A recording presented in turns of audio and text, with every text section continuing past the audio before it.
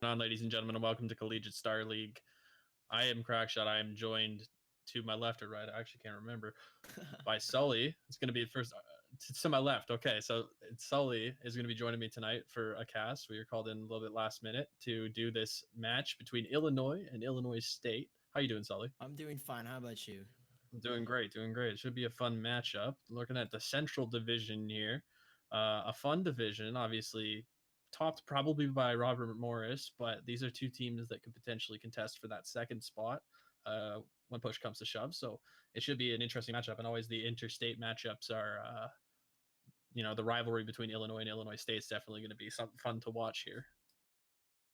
Yeah, a domestic derby is what we'll call it, and we're playing on Overpass here. It's Illinois' pick, not Redbirds. Illinois Orange. It's going to be their pick. So, like I know you were talking earlier that Redbird, they do have sort of a disadvantage here. They haven't been playing for a while together. In Illinois Orange, they have more individually skilled players. What do you think Redbird are going to have to do, especially if they want to sort of contest against such a highly individually skilled team? So yeah, like I said, the Redbirds are actually playing ESEA Open together, and that extra bit of practice is probably what they're going to have to lean on in this matchup when you're coming up against players like Pi and Bop and Frenzy.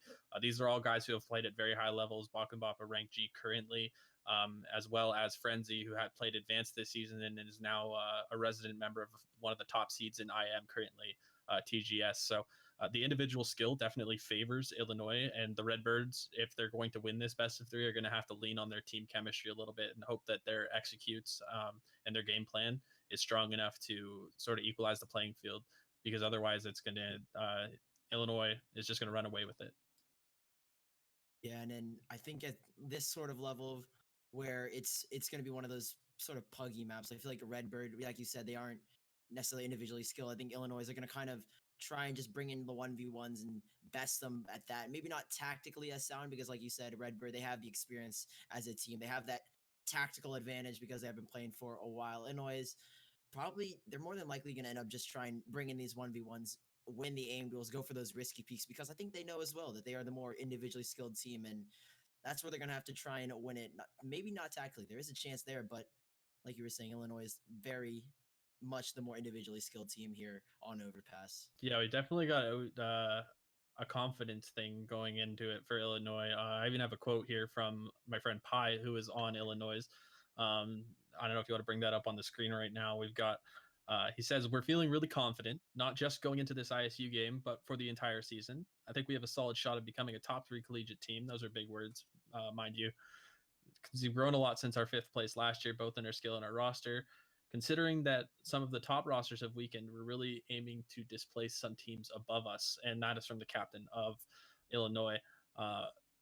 And I mean, it speaks for itself. Really, you can tell how confident they are going into this one. And as Sully said, they're definitely going to try to flex their skill, and that's where they're going to try to win this best of 3. So we're going to be starting with Overpass. Illinois will have the CT side because this was the Redbirds pick. Then we'll be moving to Mirage, where Illinois State will be starting on CT, and then if needed, we'll head to Inferno. So it should be a fun matchup. We'll always love watching some Overpass to start things off. And Overpass is one of those you have to be more tactically sound. And I think Redbird, they do have sort of an edge over here, even though it is Illinois' pick. I still believe that Redbird, because if they can get the utility down to a T, they will have a good chance of picking it up here. And Illinois will start it off on the CT side, a Redbird on the T. And we'll see how this first pistol round goes. Getting right back into it. Here we are. Interested to see what happens with this one. We've got 2 sets of utility bot on the T side, and that likely indicates some kind of set piece coming in. Looks like they'll be heading towards the A site. Could just be a default to start things off. Frenzy going to spot out the early peak. That'll cue in Bach and Bop up long here. I think the only strange thing is that Illinois, they don't buy a single kit, and already the first frag for Bochum. He will pick up the first man advantage again for Illinois, and still no kit for the side of Illinois. Like you said, the confidence is flowing here. They don't pick up the kit. They're going to try and hold off a bomb plant if it does come to that, but they are starting to rotate back towards the B site. The bomb is sort of steady towards Monster. They haven't really picked where they're going, but Pi is very aggressive here. Yeah, very aggressive position for Pi, and that's going to cut off a lot of the map from the Redbirds. They won't even know about this flank, really. He might just let them walk right by him. Do they clear him out here? It looks like they do, and they will find him. So clearing that position, and all of a sudden, things have swung right back in the Redbirds' favor. Finding 2 picks, and now executing into the B's site. It's going to be on Lobster to try to find something here as the bomb goes down. And here's maybe the confidence turns into cockiness as the bomb goes down here. They don't have a kit. 9 HP for Frenzy. And they've got to act quickly here, Illinois. And it looks like Redbird, they're going to fall off the site, try and just run the clock as best they can, and they have to get back on here quickly. Illinois are going aggressive the first frag, going in favor of Illinois. Lobster will pick it up here. The bomb has already been tapped. Peaks are coming in, and it's 2 frags going away of Redbird. They will find the final frag on the bomb player. Frenzy getting taken down, and the cockiness maybe from Illinois is they don't buy a kit and they risk it there. It paid off definitely for Redbird to play it slow. All they really had to do once they found that kill on Pi, and it's unfortunate because Pi's so aggressive in that position, he's not really expecting to be checked. But when he gets double cleared by those players out towards Monster, that's where the pieces start to fall. And when you play an aggressive setup the way Illinois did, when you rely on your aim, one piece falling can trigger a domino effect, and that's kind of what we saw happen there. Ooh. And then nice opening nade. 14 HP for Pi, and Bokum towards Connector. They are still sort of edging over towards the A site, Redbird. They have left the bomb, and again, they're playing slow. Like you said in the previous round, it does go to their advantage because they are playing a little bit too slow, actually, as Disco is found by Bokum with the Deagle. And now Redbird are starting to come alive here, trying to get aggressive towards middle. But Fax takes down Bokum, so back to the 4-on-4, and really not sure who the advantage lies with. Illinois still have great map control over towards A and B, and Redbird still sort of not sure as to what site they're gonna hit. Just doubling up 2 and 2 now are going to be Illinois, and with the pistols that they have, they are going to be looking for that next round buy likely. Pi's going to get caught looking the wrong way as now Redbird execute towards long. And Redbird are looking very strong here, looking like they want to head in towards that A site, not going to second guess anything. And with the weaponry advantage that they have and the utility, they can sell a bit more of an opportunity at getting into this bomb site free and clear. Frenzy trying to spray down one, none found, and it's just going to be an easy plant. Now going the way of Redbird Esports, they will find the bomb plant and the round. Money is flowing, keeping 4 up. There's big, and now actually it looks like there's an interesting money situation on the CT side. Yeah, they don't have enough to really buy into this round. They will go for Deagles primarily. I imagine they're going to buy a couple P250s, but Redbird investing a lot, especially for Disco, who picks up the AK-47. And like you said, the economy is flowing. 5 Deagles we pull out for Illinois, though. So I normally say that the Deagle can be the most interesting weapon in a round like this, an eco round for Illinois here. And if they can find a couple of opening Deags, it's like you said, a domino effect. Redbird could just start to crumble instantly with a couple frags from Illinois. Nothing scarier than an online jiggling Deagle. But we'll see what happens here. The short push is going to pay off for Illinois. They do find the opening pick. Lobster finds one up close with his Deagle as well. Yefe, he comes in, and he's going to grab a frag of his own. Now 4-on-2. All of a sudden, they've contained the bomb and both players of Redbird into the site. Pi has the flank covered, and now it's just going to be on Disco and Fax to try to find their way out of this situation. No way. 2 kills quickly. Looking for a third, but won't be able to find it. Pi shuts down Disco, and Fax heading straight up into the A site. This is well played from him. Well, this is not a favorable situation to be in, considering the weaponry that Illinois started this round with. Yeah, they've lost so many casualties just to these Deagles. The domino effect, the most dangerous online weapon, the Deagle. A couple of jiggling Deagles takes down 4 players instantly from the side of Redbird in Illinois. This time they have the leverage. They don't have a kit necessarily, but they do have a Molotov. Fax just the MAC-10. It is the faster fire rate weapon, so he isn't out of this round just yet. The Molotov to clear bank, and they should stake this one. They've got a couple players to push here. Fax is found, might find one. No, Pi will take his head right off. Is Illinois picking up their first round off the eco. All 5 Deagles convert to 2 rifles and a round 1. They will get it with some time to spare as well. I mean, in all honesty, Pi and Bach and Bop are probably the 2 players you want in that situation if you're Illinois. And that's where the phase buy, the 5 Deeks, is going to pay off for them. Redbird, they did what they could, but once they were siphoned into that B site, corralled almost like sheep, Illinois really knew what they wanted to do with that, and they were able to capitalize. And just like that, the economy flipped on its head. We're going to see Redbird go for a save round with a little bit of utility, and Pi's onto the AWP right away. Yeah, risky buy, especially in such an early round, the 4th round. He's got $700, and maybe the pistols will work out for Redbird in this eco round, but they are walking around like a herd of sheep over towards the A site, getting aggressive towards long. They will try and make some progress towards A. And the only player is Pi. Pi is the solo player on the A site. He started the flashbang, now rotating back towards the site. Has the op. He can create some damage here if he can get his positionings just right. But the rotations from Illinois are starting to come back in as Redbird will look to execute onto the site here. Viper will be the first one to entry here. He's got the deagle and is rushing in quickly. Can find the one deagle on the Pi. He does jiggle back. Pi full white finds a frag surprisingly with the op. Now Moid off and has to fall away here. Viper even does have the smoke here, so really conceding the bomb site are Illinois, and they will keep it safe. But Bakumbop fast on the flank. These players are pushing though. They're heading straight in towards Bank, and the bomb not quite aware of Bakumbop's position. It'll be an easy 3 for him. A nice cleanup from Illinois on that round. Smart play from Pi there. They were flocking towards long, make it up in towards the site. They used a nice creative smoke there to block his vision and force Pi to back up. But Pi relocates with the AWP, hits a nice shot, and they'll escape that one. The thing is, I don't think they were expecting a save round there. The thing about Redbird is that they're going to play this textbook to a T. They're a team that has played a whole season together now, and perhaps more than that as well. That's just the information we have, and you're seeing, you know, what the effects of a very solid default can be, and having a lot of game plans, a lot of set pieces that you can go into on eco rounds. They are a well-versed team, and they clearly know what they're doing tactically. And if they can start to win those easy gunfights, those sort of 1v1s, and they can get themselves an early man advantage, which they have found and they've doubled down on. 2 players fall from the side of Illinois. It's a 5v3 in favor of Redbird. The op is still in play from Pi though, so they're not out of this round just yet. Illinois. The op can do so much damage, especially on these 5v3s. But maybe Platter will find another onto Hefe, and 2 players left for Illinois. Somehow Redbird have flipped this one to be a 5v2 in one of the first rifle rounds that we have so far. Lobster gonna find a consolation frag in towards short, looking for more information, but he might just miss this timing. No, he did not. Oh. He's caught them walking out monster here. This could be huge. This is actually the only saving grace really that they have in this round.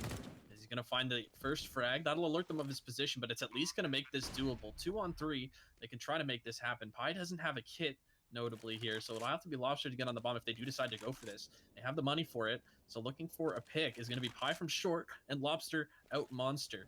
But the setup is solid. Oh, the molly's coming in early, and Viper burns alive. Lobster looking for the frag. Pi finds a nice shot, and Lobster on the retake. What? Hops on the bomb. And Redbird, they had the setup that they wanted, but those 2 Molotovs just opening things up by taking down the barrel player. And things fall right into place for Illinois to take the lead in this one. From a 5-on-2 to a bomb diffuser from Illinois. That is, like you said, the Molotov. They played such a crucial instrument there on that retake, flushing out the barrels player and pushing the player in water back towards almost a position where they could no longer hold the crosshair. And it's, again, the pistols for Redbird. The economy has been shaken up just a little bit, and the score is 3-2.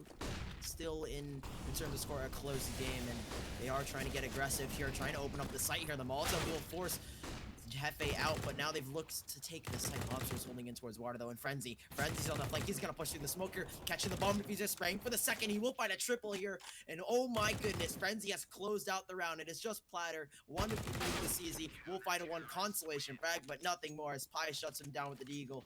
And a quick and swift round from Illinois, as it's a very textbook hold from Illinois. They hold down the B site, and the flank is just perfect there.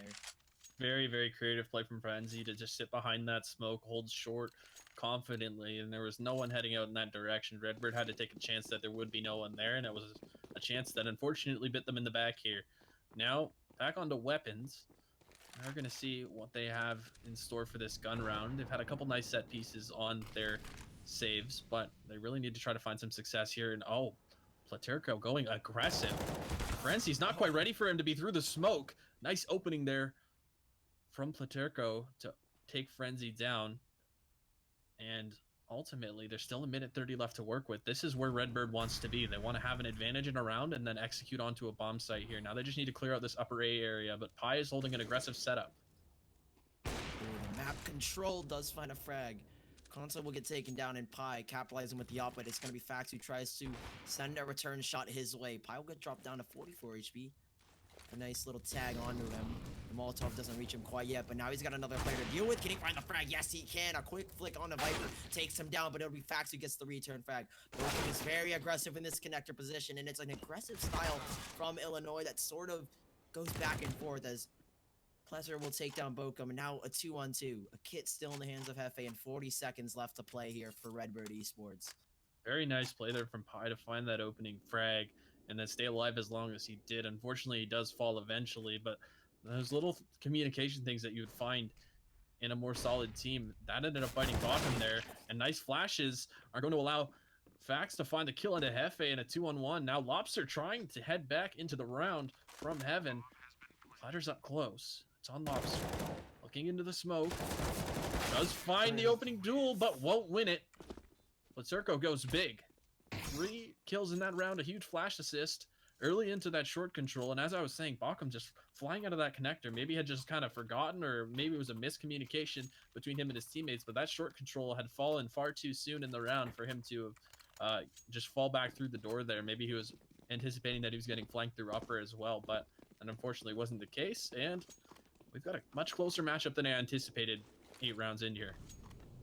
Yeah, and it's where that more tactically sound team, Redbird, the team that's been playing for much longer than Illinois have, and Redbird, they have been playing for a season. They have that chemistry. They are a brotherhood here as they take on one of the stronger teams in CSL, and it's going to be a struggle here as both teams going back and forth. They're pulling on the rope. That is the economy. The first frag going in favor of Illinois. The Lobster will find it. Frenzy swinging in with the M4A1. That's tagged down to 1 HP, and the B side is severely weakened here. 19 on Lobster, 1 on Frenzy, and Hefe is the only player that can take a brute force hit from Redbird, but still, the patience from Redbird to hold off on their push is so smart. They will catch one player off. Frenzy trying to boost on top of Lobster's head. Does get taken down, and we're back to a 4-on-4. Oh, there's no way they go for a second boost here. Certainly not. Oh, ballsy. And they go for it. I understand the first one, but the second one, you got to realize they have control of this short position, and it seems like there's just a disregard here for it from Illinois. I don't know if it's the disrespect chance coming in. I think it is a good call to go for the first boost, but the second one, that might prove costly now. It's Paterko in on another hot entry. Gunta and Lobster trade frags. Bockham replies 2-on-2. And the bomb down in the bomb site. The cavalry is here for the defense. And we'll see Pi and Bockham are going to combine for one. Can they find the second? They got him down to 35 HP. Turco finds the first, looking for the second, and a nice 1v2 for Platurko. Wow, what a play from the Redbird entry fragger. He's really starting things off well here. 13-4 on the scoreboard. There is the individual skill that Redbird need to convert these rounds, and we're back to a level score, 4-4, and Redbird very strong here, and we underrated them in terms of skill there. Platurko is wow, a phenomenal player, great 1v2 clutch, and the tug of war for economy has gone the way of Redbird, as now Illinois are stuck on the pistols, and they did it before, but this time they don't have the 5 deagles. 2 USPs for Hefe and Frenzy, as Bockham is quickly taken down early in the round, and this is definitely looking like Redbird will take the lead here shortly. They're poised to do it, and we know that they have the systems in place to get the job done once they find these opening picks. Let's go in connector. They're going to try to pinch. Pi's only going to be good for 1. They're chasing down Platt here outside of CT. He is going to find one. It's on Lobster to try to take him down. And will he be able to do so? It's unlikely. Oh, they will find the gun. Oh, Lobster, okay. No. Maybe he has a chance here if he can get the spray, but no. Does tag down Disco and Viper very low. Disco on 4 HP. That almost looked like if he had 30 bullets, he could have clutched that one on a double spray down, and what a spray it would have been. But Redbird resumed the lead, 5-4 on the T side, and it's on Illinois' own map pick, and they are contesting this one very well here. Yeah, Platt is out to a 15-5 start. Lobster did make that close, and notably because knocking down all of those weapons has forced Redbird to spend almost all of their money into this round. So this could be a big round in telling us how the rest of this half is going to play out. Fax heading in towards short. The flash is there, and Fax finds the first Viper with the second. The 1-2 punch is good, and Redbird excels in towards the B's site. Not before they shut down Bakum Bob, and oh, there's a player in the smoke. Hefe's let them all out. Oh, no, no, no, he does not find the first kill quickly enough. Oh, we'll find 2 out of it. Now deciding what they want to do with this, and Pi does find one in the short. What is happening in front of us?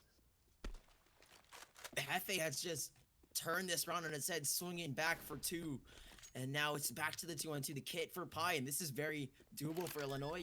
The first 2 frags going in the way of Redbird. It almost seemed that they had this round in control, but it sort of spiraled down into madness as Hefe creates an almost unthinkable play, walking through the smoke. He almost doesn't get the first frag, but then he spins back around to find a second. A tremendous play from him, and now it's a lot more doable for Illinois. The smoke from Hefe will isolate anyone dumpster, but both players are waiting behind the smoke here as they are starting to collapse onto the site. 2 players towards dumpster. It's going to be the double peek from them. Will they get it? Yes, they will. Kansa will find a Pi, but Hefe does respond with 1, but it's Viper who will close it out in the end. And there it is, another round on the board for Redbird as they double down on their lead. As now it's 6-4 in favor of Redbird Esports. I see that the chat definitely has a favorite tonight for who's to win this one, and they should be happy after that. That round could have gone so wrong after Hefe's heroic efforts towards that B site. I would have liked to see a smoke on the bomb there between the last 2 players, but smoking off both the major choke points from where the bomb is planted for, definitely a viable option as well. Unfortunately, does not pan out in their favor, and they will be relegated to pistols here. Platurco continues his rampage. This man is on a warpath in towards short. Frenzy tries to make this easy work, and then this time it unfortunately won't. Fax is ready for Bakum. Oh, Bakum hops off the ladder. He escapes. How does he only take 5 damage there? Are we playing on the Nintendo? Because it looked like that was Mario for a second, hopping off the ladder, and now they're kind of playing with fire here. Illinois is the confidence turned to cockiness. Viper will double down on another frag here, and a 3 frags going in favor of Redbird. It's going to be the 5v2. Frenzy and Hefe locking down the B site. It looks like Redbird will actually edge over towards there, though, so maybe they can find a couple of pistol frags, but Frenzy does actually find 1. Viper, in fact, to quickly respond and take down the last 2 remaining players in Illinois, and it's a 7th round for Redbird. 1 more off of securing the half, and it's a great start for Redbird, especially on Illinois' own pick. Yeah, if they're able to take this one, or well, no, this is their pick. This is their pick. Redbird. So if they're able to take this one, then they're able. That gives them a real shot in this series. Mirage is definitely a map where you're going to see Illinois able to flex the individual skill that we've seen. We've seen flashes of it here, but Overpass is a map that can be a cold mistress in individual efforts sometimes. Frenzy out towards short, trying to deny Platurco, finally shutting him down, and Lobster combining with him to shut down the short B control play from Redbird, and this has been their key to victory much of the last few rounds, just taking this short B control early, and now Illinois has found a way to respond here into this 12th round. Vince is very low as well, so this is definitely a round that you'd think Illinois needs to win. Yeah, and it was looking so much in favor of Redbird in this half. Konso will quickly respond, trading out his fallen teammate Viper, taking down Bokum, but now he's got another player to contest with, and just 7 HP to work with. Does actually get the high ground, takes down Frenzy, and we're back to the 2-on-3. They do have a chance here if you can find the frag on a Pi towards bathroom, but it seems very unlikely that Pi will miss this shot. Pulling behind it. Oh, he actually does miss the shot. Pi will have to retreat here, going for the double peek, a daring double peek. The double peek works, and Lobster finalizing the final frag as Illinois will find 1 round back, 5-7, and the short denial. They shut down any push from short, and that was the key to success for Rebird and Redbird. And it seems Illinois are starting to read into what Redbird are trying to do here, and they are sort of adapting to what Redbird are throwing at them. They're definitely starting to bite back a little bit, but this is going to be a very important round once again, economically speaking. Both teams investing everything they have, and it looks like to set these towards the B site for Redbird. See what they can do here. Much. Oh my gosh, Hefe burns alive 1, frags another. The other 3 players just lurking and waiting for him. Will it be an ace from Hefe? Yes, it will. Frenzy tries to deny it with the knife, but we will see an ace tonight on the stream. And Illinois just 1 round behind now. Now this is where it gets interesting.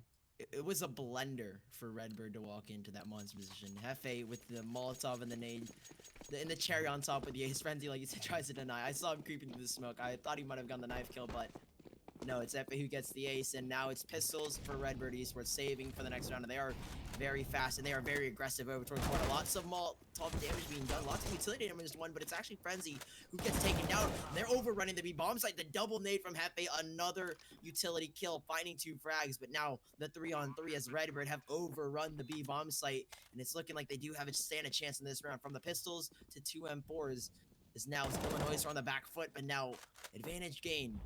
3v2, and the HP is very low, but the boost coming up top here. It's Lobster who will react quick enough to find the final frag, and, well, Redbird, they overrun the site. It's Illinois who retake the site easily. 7-7 as we move into the last round of the first half.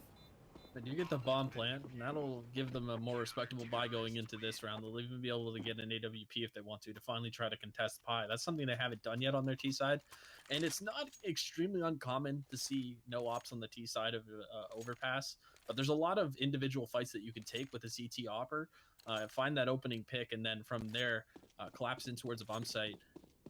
I mean, it's an interesting decision, but maybe they just don't have a resident opper on the T side, or maybe they don't have an opper comfortable on this map necessarily. Balkan goes a little bit aggressive here. Try to find some information. Pi's out towards long, and he is chancing fate here. He's out by the rock, and he is not long for life in this position. He does get one somehow. Staying alive just a moment's time. Bakumbop is in a very rough spot, though, now. He's in a spot where he is going to be able to get one and maybe go down. He tries to play the edge of the smoke, and once again, takes a chance that doesn't favor him. The Turco, in the meantime, has opened up onto Lobster, and it's looking like Redbird are poised to take this final round of this half. All they need to do is group and pick a bomb site, as Illinois are split 1-1 across. It's an easy trade if they can find it, and they are grouping towards top connector to just head in towards that A site. But you can't count them out, Illinois. We've seen them do it from a 5v2 to a bomb defusal on a round 1, and Frenzy's got to hold the line here. He's got to hold his nerve. He's got to find a couple of frags. Flashed off the spray, but he gets a double. 2 frags and maybe a 30. He's going for the all. He's going for the Alamo. Does find 2 frags, and it's Hefe who will clean it up, and it's turned around by Illinois. You can't count them out here from the 4-on-2, and it's Illinois who surprisingly take the half 8-7, and they will kick it back off on the T side. What a round that was. This is an elusive lead that they found too, and it's so weird that they're able to just crack back into these rounds the way that they are. I understand it, certainly. The individual talent is there for sure, but that's one that you have to win if you're Redbird, especially in a matchup where you're fighting uphill like this against a team that is mechanically better than you are. It's unfortunate that they dropped that one. I don't know how they discount Dice as a position that player could have been playing, but it just seemed like everybody was so certain that he was going to be truck, and then Frenzy lines up 2 and does enough damage to make it an easy cleanup for the final player there. But alas, here we are, 8-7. Illinois has the lead on their T side. They do have 2 sets of utility, so it does look like they have something prepared for us, rather than just some kind of pug play. Bakumbop left to his own device in towards short, trying to find 2 frags. Will only be good for 1. But he sold a bit of presence towards the B site.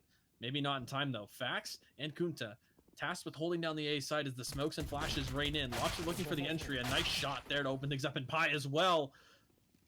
It's an early lead, and Disco chimes back in for 1. Still a tough fight to win if you're Redbird. Pi's up close. Oh no, Pi with the overextension. No way. This is doable. 3v2. Yeah, 3v2 brought down to the 2-on-2. Redbird fighting back to get in this round. The kit is picked up by Viper here, and Disco's been on fire. Can he find a couple more frags to close this one out? Disco holding the bathroom position, tapping away with USP, can't connect any heads. Viper will go for the stick plant. He will get taken down, though. His teammate falls, Disco falls, and so will Viper. I thought maybe he would have started spinning on the bomb, try and dodge the bullets, but no. Illinois will pick up the second pistol round in the second half, and they will go for the full buy. People haven't really been doing the spinning as much ever since that ban came in from it. So it's a interesting decision. I do like the fact that he just tried to stick it. I think you kind of have to in that situation. You don't have any utility to block those guys off. Illinois almost kind of gave that one away with a little bit of overextending, maybe the confidence factor again. It could come back to bite them. They cannot be underestimating what Redbird is going to be throwing at them here. But this is proving to be quite the barn burner between these 2 teams, whereas I thought it was definitely going to be more of a wash. And oh, the hero buy of Disco. AK goes down, 2 kills. Oh, and Viper trying to No. chime in an upper. What is going on? This round has descended into chaos. Yeah, but the HP is so low on Redbird. 5 for Fax, 5 or 6 for Fax, 5 for Disco, and 19 for Laturco. It's very likely that Illinois can find themselves back another round, but Viper, he's read into this very well. If he can catch the first player off, scores Dice, but no, Frenzy has seen him first, spotted the shoulder of him, and now Illinois have look much more confident as they will get the bomb down here. The only player that can really do a lot is Kansa. Lobster finding one here. The XM, can it work a long range? No, doesn't really work in that situation, but 3v2, and it's Redbird. They might want to save these weapons, at least save the AK-47 for the next round, but there it is. Illinois will hit double digits. Redbird stuck on 7, but a very valiant effort with the full buy. Yeah, they forced into this one, so the next round is likely going to be some kind of pistol buy. Likely they'll have enough money to get some money or to get some armor behind this AK rather. And that's definitely something worth keeping, especially if they're able to turn more frags with this MP9 as well. I respect the XM10 buy. I respect anybody who rocks an XM10. That gun is the best gun in the game, and no one knows. Check my Discord status, and everybody will know that. I won't disagree with you there. Whenever I'm playing Face It Pug, I'll always roll the XM, drop an ace, and everyone will be like, "What just happened?" The XM, underrated weapon, and probably one of the best weapons in the game. This is very good. There's so many good situations that you can use it in. My teammates hate me, but that's fine. Well, I don't think Redbird are gonna hate Disco for buying that XM, as they do convert it to an AK-47 and a saved MP9, and they are looking for the 4-man push over towards Found. Kansa will lead the charge with the MP9. Can he find one? Yes, he can. Full white, but still finds a frag and a lobster. Paya will chime back in over towards the B-bomb site, or over towards Connector, doubling down. 16 HP as Frenzy is having a hell of a time over towards Playground. But Kansa responds back. Fax does find one too. That's very important, and Kunta can make this happen. Oh my god, what? The aggression from Illinois is punished by counter aggression from Redbird. They sacrificed their pistol players properly there. They let their MP9 do the work. They had the rifle over towards the B site just to hold things down. And then Fax does come in at the right time to find a kill on the player. Just maybe a bad timing issue for the T side a little bit. But unfortunately for Illinois, Redbird cracked back into this half a little sooner than expected, and they have a very good buy going into this one. Gunta aggressive with his AWP, giving Pie's side a little taste of his own medicine. Now, 5-on-4. And it's pistols. Yeah, we'll see what Redbird can do with this.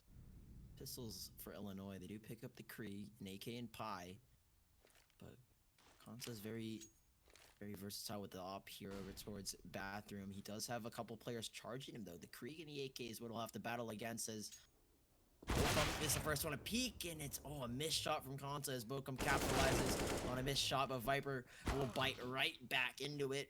Bokum will find a second frag as they will storm the A bomb site. A 3v3, and the pistol still for Hefe, but 2 AKs for Bokum, and Pie very doable here for Illinois. Molotov as well, taking a good chunk of HP off of Fax. The bomb hasn't gone down just yet. It's a late bomb plant here, 50 seconds to play with.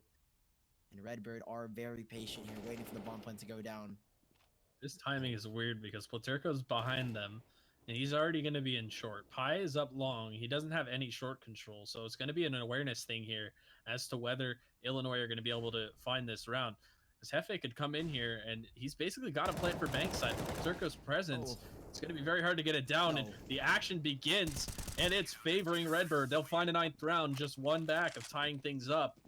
And they'll be rewarded with an anti-eco. And the timing, like you said, is so off for Illinois. Platerco's already there on the flank, and the flashbang that cues him in to spot a couple players and divert all the attention on him, allows his teammates to peek out and find those 3 frags. As Illinois, they're really messing around here just a little bit too much. They're playing with the clock, playing with the fact that they are the more individually skilled team, and it's coming kind of to bite them back. It's not really working out in their favor, as the score is 10-9, and Redbird won a round off of equalizing. Here it is. Pistols for Illinois. They aren't set on a site just yet, as this needs to be the adjustment they need to make. They need to be a little bit more cautious, as Redbird are bringing a lot to the dinner table here on overpasses. Speaking of adjustments, they are very keen in reading the economic situation of their opponents. You see the upper A players there, in stark contrast to what Illinois did, and where they would just try to take those favorable fights. They've opted to just back all the way up into the A site and let their weapons do the work for them, because they went up into upper A, didn't see anything, realized, okay, this is an anti-eco. We need to not get run down outside of connector. We can't get caught out of position. And they're very giving a lot of respect to their opponent in that regard, but whatever works for them. We'll see if it happens to pan out. And that's Viper. 3 for Viper. He runs out of bullets. Kunta comes in to save his life. And now Pi left alone, 1v5, a big 3K from Viper to shut it down instantly, and he will find his 4th frag. Redbird equalized 10-10, and it's looking like a much more close match than we would have could ever have predicted. And now it's Illinois who are on the back foot. They will force themselves into this round. Full buy here, leaving it no dollars behind, as they will try and contest in this round with minimal utility and minimal weaponry. It's like Pi is contemplating what to buy. He will decide on the Mac 10, and unfortunately no players on the other team without head armor for him to take pokes at with that cheap SMG, but he needs that utility behind him. Bob ready for the jump spot. That nade shouldn't find anything. Bob's going to get aggressive here. This is a player who can be very dangerous, but he definitely lives and dies on his own sword sometimes with how he plays on a map like this. We'll see if he hands the first kill to Turco. He will. Dinks him up. Yeah, a good response from Bob, who does take down a good chunk of HP on Platurco, so Pi can maybe open the site himself here as Viper spots Frenzy, Molotov to force him back away. And they are playing very passive here, Redbird. They're just going for information peaks, taking the fights that they need, and it's very smart from them. Yeah, if you look at look at how they're spread out across the map on Illinois. There's not really anybody that can help each other right now. It's all just looking for individual fights, and Redbird have setups that aren't going to give you that, especially on a map like Overpass here. You're afforded a lot of forward ground as a CT. They're opting not to use it, but Pi, he does find an individual duel. He'll take down the Titan Platurco over towards the B site, looking for more Pi. One more on the picked up AK. He knows that there's another player here, and he's selling a lot of presence, but they haven't seen the bomb yet. So the 2 players on A are holding their ground. They're not rotating. They've got to move soon. Push coming in from Illinois. The bomb is here, but Fax will find one. Brings it to a 3-on-3, and he isn't out of this round just yet. 1 HP on Lobster. If he can find maybe one more frag and stay alive, Redbird will have such a much easier time. 10 seconds on the bomb plant, tagged down to 41 SFA, as Fax will have to do the majority of the heavy lifting here. We'll find another, and it's such low HP on Lobster and Jehefe. He's gotta find it. Fax will peek into it, and he's giving his teammate Konta just a little bit to work with. Lobster and 1 HP, and he's gotta act quickly. Konta drops down to 26, so it's just a single bullet that'll take either player down, and it's very close here as Lobster predicting the fake defuse, and he's holding his nerve. Konta will start to stick it here. 3 seconds, 2, and he will get the full defuse. Lobster doesn't peek into it, doesn't want to risk it, and Redbird Esports will take the lead here, 11-10. A smart play, but Fax did so much there to hold them off, and what a play it was. That was all on Fax, just bringing them back into that one. Unfortunately, Paterco getting caught out allowed Pi a little bit of room to work with, and a team like Illinois Orange, they're a team that if you give them an inch, they're going to take a mile. And that's why Redbird is playing this so passively, and that's why playing it so passively is working so well. Unfortunately there, you know, the setup crumbles just for a second, and we see what it results in a very close 1v1 situation. And Kunta up and towards upper A, but where's Frenzy's bullets going? He draws a circle as if it's a painting around the offer. Lobster trying to find one. He will tag Viper down, so damage exchanged, but the man advantage going the way of Redbird, and 1, 2, 3. Only two members remain on Illinois. This is Sackpaw's territory for me, I think, if you're Illinois. Yeah, they thought they had a chance to go into this pug like, but it seems that's been backfiring as Lobster does actually find one frag. Bokum will catch another play off here, holding the trigger, and the bomb plane will go on the B bomb site. This is all turned on its head. Illinois, they aren't out of the round here, and if Bokum can find a couple more frags and give his teammate Lobster a chance to rotate over, who is coming on the flank to catch any lurkers off guard. 10 HP for Viper, and Bokum has played this so smart. Rotated back all the way towards Catwalk, towards construction, and he's He's in a prime position to do so much here, as well as Lobster coming in top of heaven. They've got so many angles that they can hold. The bomb defuse is coming in. The Molotov, it doesn't reach him. It doesn't reach him. The Molotov will burn, but no. Viper sticking the defuse in the flames. 2 frags for Lobster, but it doesn't matter because Viper will find the defuse and Redbird will find a 12th round. And it's Illinois who should call a tactical here, like you said. This is worrisome for them. They just need to take a second and think about what's working for them. Maybe instead of being so spread out, they can try to flex their gun skill and just taking 5 into a bomb site. They know that the utility is still very plentiful on the Redbird side, but they're really, these individual efforts just aren't paying off the way that they want to. And you see Lobster's flank there, like that's a very chance play to be making. And then in the previous round, he has 1 HP. He hopes that the guy's going to fake defuse twice, and unfortunately it doesn't pay off. So 12 rounds Redbird here. It is their map pick, of course. Mirage next from Illinois. So we'll see how this round pans out. This is a big one for Illinois. And, oh, Lobster behind the smoke. I think he is spotted out by Kunta here, but will he oblige him with this op peek? That is the question. And no op has been picked up from the side of Illinois on their T side. I don't think either team have opted to take an op for their T side. And I know you were saying how they can challenge it, but I don't think my team's really willing to risk an opening duel against Kanta at the moment, or for Redbird it was against Pi, I guess. But here's Frenzy. He's charging onto the site. He'll open it up here, finding 1 frag. Has to swing back towards Pool, but Disco will find it. Hefe launching himself onto the site, hurling himself. Will get burned down to a crisp as Platurko's Molotov licks at his toes and will eventually take him down. Lobster, very aggressive, finding Disco through the box. And the bomb will go down. A 3v2, and Redbird are here on the back foot. Oh no, Viper can't get the frag on a Lobster. And it's now Kanta who will have to find 3 frags in the 1v3. The opt to do it. And he will have to be the savior. Does find one. A great start here. He has to find a second though behind the pillar. He will pick up the AK-47, a more viable weapon, but it isn't viable enough as Pi rips his head off of his shoulders. And it's an 11th round for Illinois, who chime back in with one of their own. No, I really like what Hefe did there, and that's the kind of play that people are like, oh, 1G's in the chat, oh, why would you do that? But there's lots of situations where a Molotov will go down, and then you'll see everybody huddle behind it and hope that it goes away. What he did was he created more space by running straight through that Molotov and finding another kill. He did die to the fire, of course, but sitting in that molly to find the kill is both frustrating for the CTs, and it opens up space for his teammates to come in and win that round. Yeah, now they've sort of shattered the economy of Redbird, who now just have pistols and a single mag 7 in the hands of Disco to work with. He's hiding behind barrels. Wouldn't say it's the most optimal position, but if they do charge into it, he could find a couple frags. But this should be Illinois all over the board as Frenzy. Ooh, actually, it's Viper opening us up here. So almost finding another. The 2 frags are going in favor of Illinois, and it should be Illinois all over here. The way that Illinois are falling in these rounds, it's just like little bits of miscommunication and maybe a solid default not being built. Oh, Disco, he knows Hefe's over here, and he'll use that mag 7. Sitting behind the barrels, they'll be able to recover an AK. They should still be around going the way of Illinois. They will get the bomb plant. They've got plenty of utility to work with. Again, the 2 players that you would want in this situation from Illinois are the ones who are alive here. And opening that door, that's only going to allow these players notice that there is a player home in connector here. Pi holding for him, and he'll find the frag cleanly. Turco's already over towards T-spawn. He's saving that AK for the next round. It'll be 12-12, and this one, definitely a nail-biter. It's hard to tell who's going to take this one at this point because Redbird are showing such good signs of teamwork, but Illinois are cracking back into these rounds like it's nobody's business.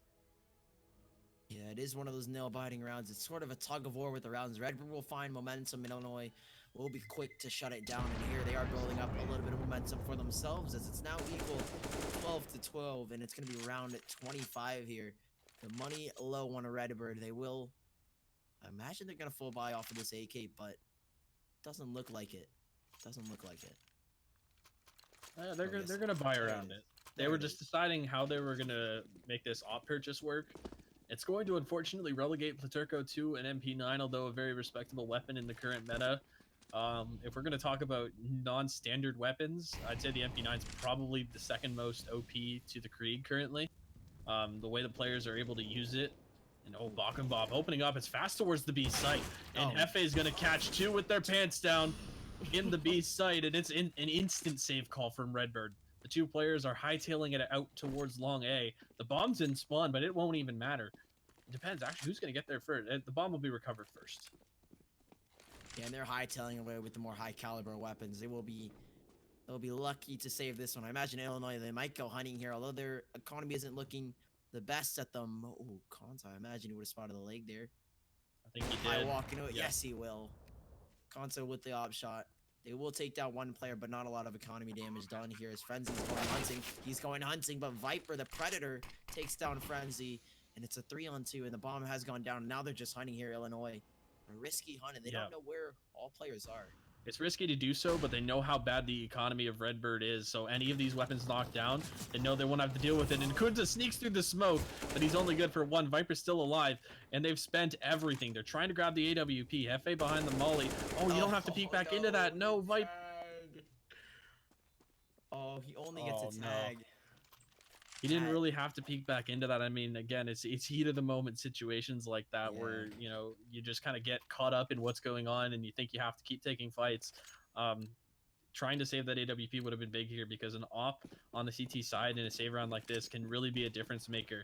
On a map like Overpass, again, this is the map where you're afforded the most CT ground to work with. You can get so far forward and force Ts to deal with you in so many different ways. An op could have been huge here, but instead it's a meat grinder and connector. It's a blender towards connector, and now they're really playing with fire here. Redbird, this is a crucial round for them. Two rounds. Illinois. Yeah, they've got two to work with. That's it. I mean, they only have 2 rounds to work with, so it's got to be perfect here. I know in Illinois, their money is starting to look very good. They've got at least one more, perhaps 2 respectable buys left in them with the bomb plant, and again, and now it's an uphill battle for Redbird. It's been an uphill battle all game. Again, them being the underdogs, of course, but their CT side looking to have some holes in it. And again, the aggression, the speed of the round is going to favor Illinois. They found a formula, and once again, through the molly is going to be Pi, and again, a 4-on-2. And Redbird, they kind of have to go for this. Oh, they're going to save and play for tie. It does look like they're going for the more reserved call. Kill not coming in on Bakumbop, and he's going to aggress once again. Okay, he'll hand them that one. The bomb, again, forgotten in spawn. They just need to dedicate a guy to hang on to that thing. Oh, Pi's going to go down. Oh, the Kobe. Wait. From long distance. A 2v2?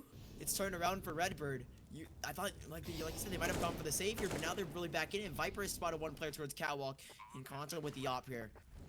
Can they really find this round to keep them off a match point and to keep them alive in this game, to keep themselves afloat in what is an endless ocean of despair? As now they are starting to converge on the site. The single kit for Konta, only a flashbang to work with, and 2 nades for the side of Illinois. Both players are grouped up towards Monster. They're going to tap the bomb. They will tap it. Viper looking the wrong way. The spot in the shadow. The spray through the wall won't connect, and it's going to be a match point for Illinois as Lobster doubles down with the Krieg, finding both players, and it's economy shattered for Redbird. And that was one of their more sufficient buys that they had. The last one they had here, and it's going to be a scrappy buy. A FAMAS, a UMP, 2 M4s, and I can't even imagine what Paterco's going to buy. Another UMP. There it is. All yeah, they the have. UMP is a good gun in this situation. I think it's underrated in this MP9 meta, especially against armor.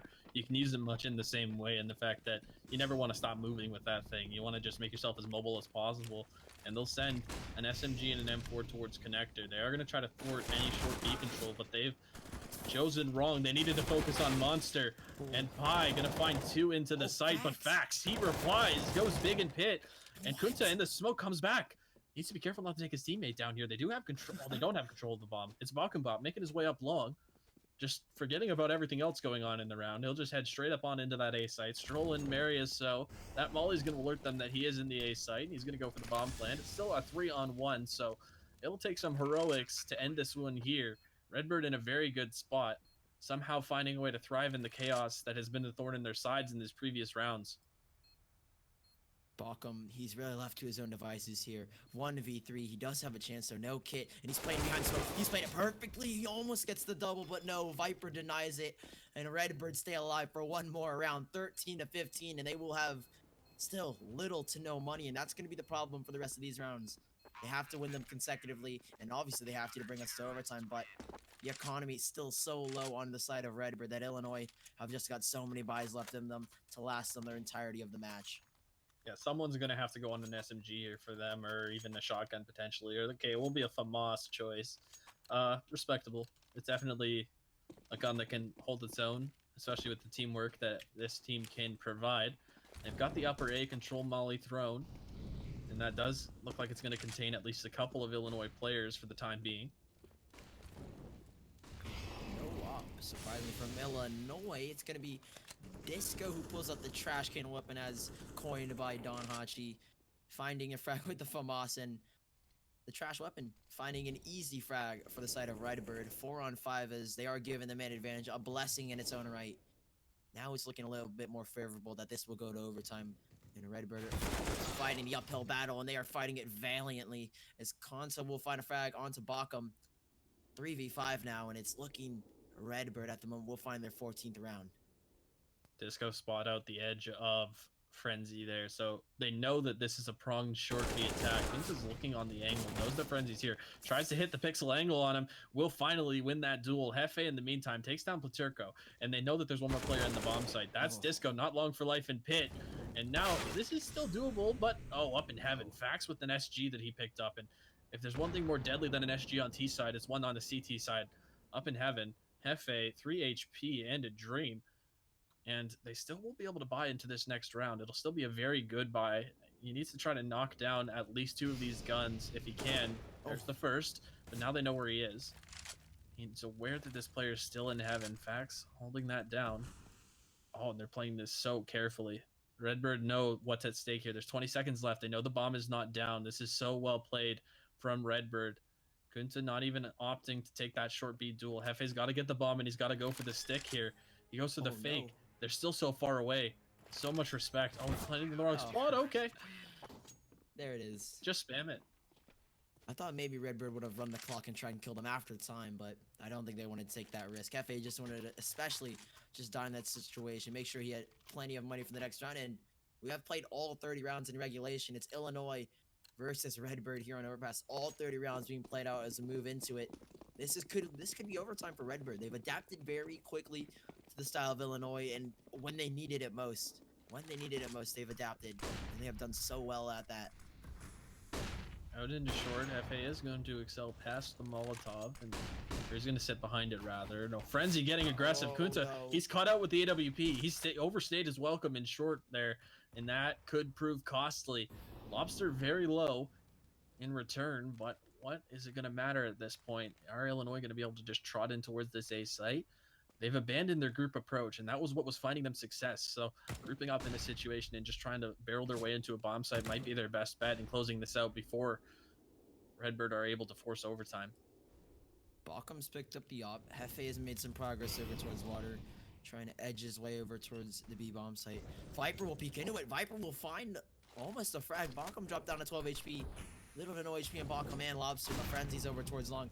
Will run through the smoke, Stewie 2K style. Viper will find one, but immediately traded out by Frenzy, and it's going to be left alone. Fax is in the corner. Frenzy will find him. He's looking for the ace, 3 frags to his name, and he's got 2 more to find if he wants to close this one out. 2 more for Illinois, and it's Disco and Platurko that stand in the way of Illinois in map number 1. Disco, Platurko have to do it all here. No kit.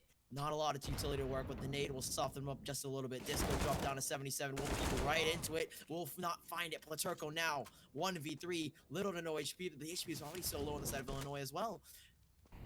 Did he not see him? 4x3? Oh, he thought he was going to knife him to try to end? Simple knife, no. Redbird will take the first map, and I thought maybe the knife would have come in, but no.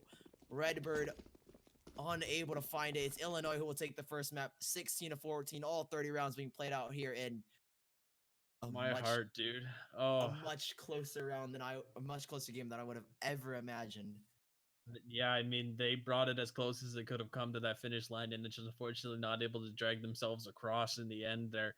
Illinois found a formula for success against what was notably a very solid CT side. Again, like we said, they're the underdog here, so it's a great showing from Redbird in the first map here, and that was their map pick. So unfortunately now heading into Mirage, they're heading onto their opponent's turf, and this is a map where the individual aim duels are definitely going to be favorable for a team like Illinois.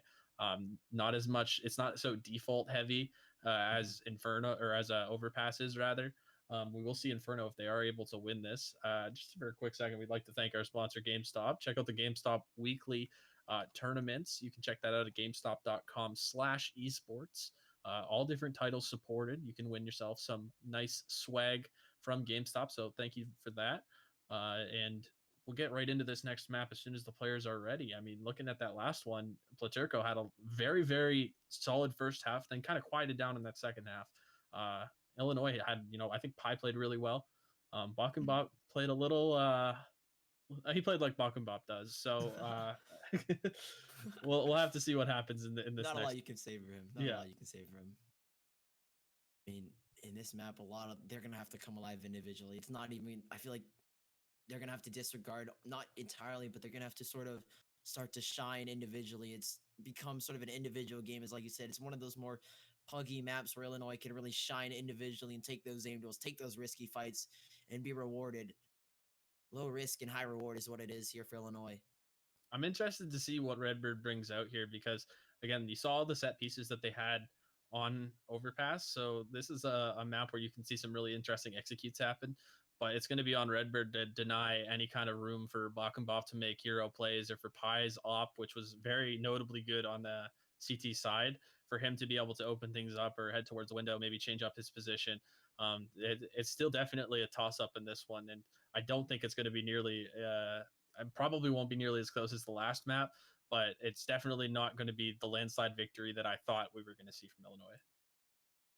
Yeah, but it's still possible for the 2-0, like we kind of predicted. Illinois do take the first map. Redbird, they really needed that one, and it's going to be another uphill battle here on Mirage against Illinois, who will try and show their individual prowess here, and in doing so, they could take the 2-0 here if they can really pug their way through this, find those opening frags, those individuals that really start to shine, like we saw in especially Pi and Frenzy.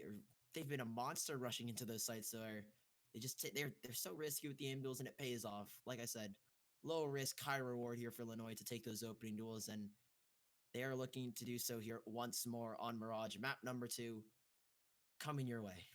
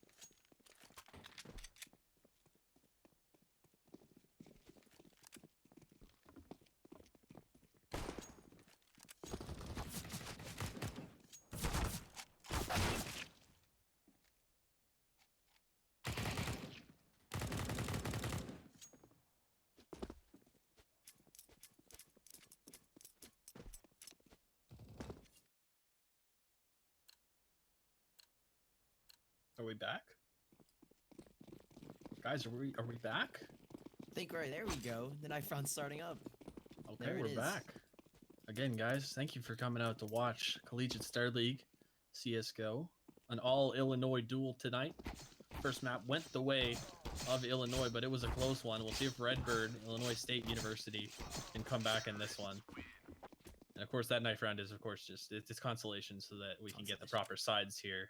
Formalities. Yeah, this is the pick of Illinois, and so Redbird. This is interesting. Okay, so yeah, Redbird does elect to start CT side. It does look like we got a player dropped out of the server. Yeah. Notably, we've got a coach who's joined the server. So it looks like Laters has joined the party for Illinois. I'll see if he can offer some input to keep this one more what we expected. We expected this one to be more of a landslide victory in favor of Illinois, but that last map going the distance, all 30 rounds, Redbird unfortunately just losing out at the end to some hero plays from Illinois. And this is a map, some people are calling for its head in the map pool right now because of how puggy it can be. Either way, Illinois is going to go to Mirage to see if they can close this one out 2-0. Now, Redbird is looking very good, though. So, regardless of how this one ends, I'm interested to see how they're able to finish out in this division. They could definitely contend for a top 3 spot. Of course, Robert Morris being the Titan in this division, the team that everybody wants to knock off the collegiate CSGO pedestal. You know, numerous in the I don't think they finished anywhere outside of the top 3 teams in all of collegiate CS in the past 5 years or something like that. So they're definitely the team to beat in the Chicago area. Robert Morris, a notable esport school. But both of these teams are taking strides. We see Redbird is deciding to play it out, and we'll see what happens. Looks like we got a tech pause here, so it looks like we'll take a quick break here while we get this resolved. Don't go away. Appreciate you all coming out to watch tonight.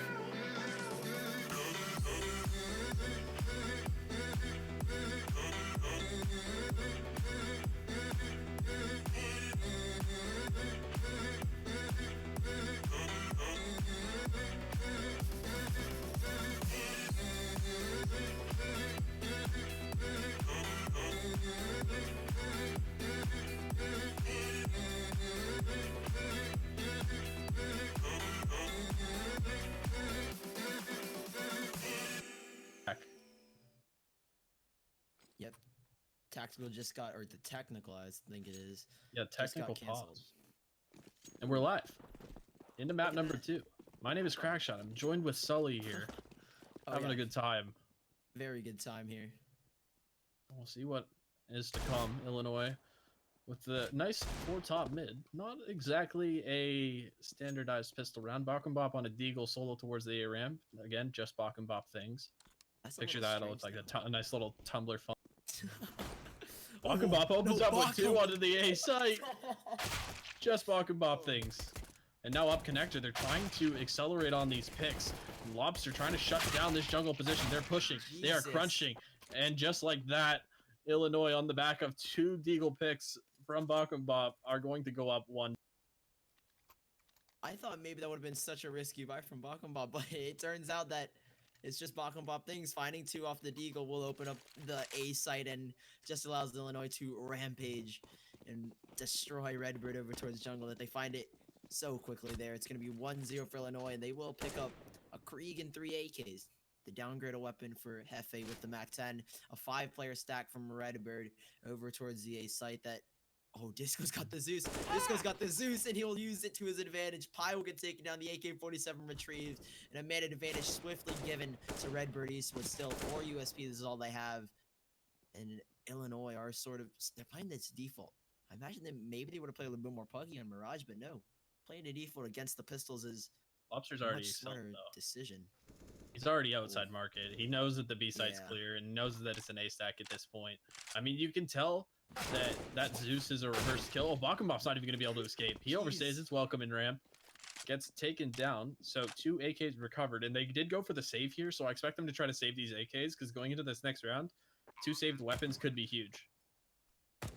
Especially those 2 AK-47s. Frenzy does take down Viper, but they will look to save these 2 AKs. It's going to be Disco who goes hunting, trying to maybe steal another frag away, steal another gun away from the hands of Illinois, but it doesn't look like he'll get much done here. Just the USP, 65 HP. He was the one that did get the Zeus kill, so we'll see if he can get another one. 2 players are coming his way, though. Will he get checked? Oh, no. They look right away. Can he get a double here? No. Takes down 1, but can't retrieve the AK-47, and great economy damage done by Redbird in the second round as they will save 2 AK-47s, and Illinois knocked down 3 players in this second round. So they keep the economy modest on the T side. It will be a quick 2-0 lead.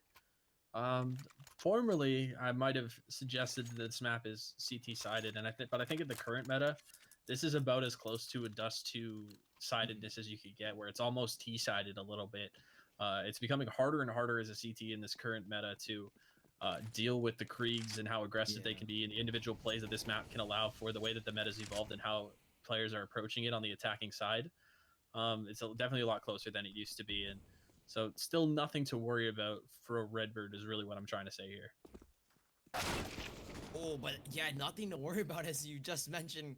Console will find 2 frags onto Lobster and Hefe in quick succession. The man advantage swings in favor of Redbird and doubles down on itself. Maybe Pi can return the favor, does find one.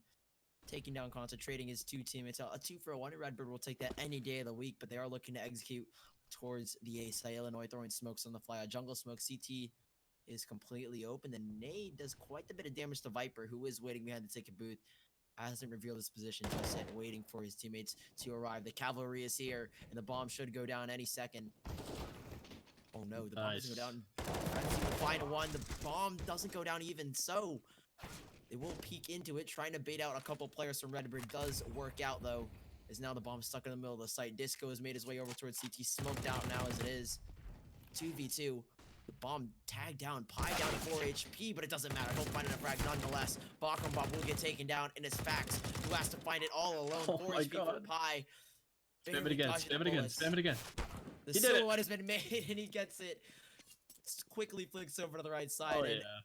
a first round for Redbird, but a shaky round it is for both teams. All 5 lost for Illinois and 4 lost for Redbird. It isn't a pretty round, but it is a round 1 nonetheless for Redbird Esports. Oh, Ninja Diffuse. Redbird gets on the board there. I like it was creative that they did use the bomb plant as a way to bait out that CT presence, but unfortunately they were already a man down, and so they needed to win more of those duels than they did. And despite some heroics there, I mean, Pi did everything that he could have in that situation, but the Krieg just spams right through that box. And he eventually knew that he was going to find it behind triple. With only 4 HP remaining, there wasn't a lot of places that Pi was going to be able to go. They will decide to go onto a 4 spy here, though, and it will be 2 Deagles, 2 AKs, and a Krieg for Illinois. In the meantime, Redbird are going to look to bolster their economy a little bit here. The more players survive, the better. Pi up close. Sees a second. A flick shot. What? Hello. See you later, Viper.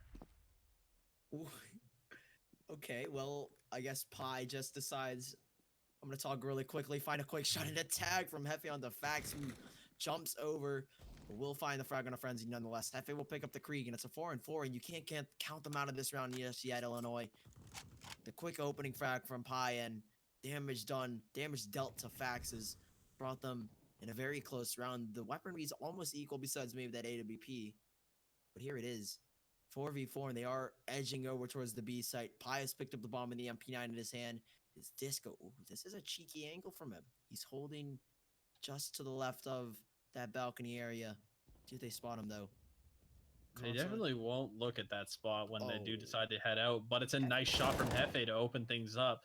On the other side of the map, Laturco finds a frag on a lurking lobster, and they don't check the spot. Hefe's like, where is he even at this point? He's boosted up. Bok and Bop over towards A-Ram. 30 seconds remain on the round.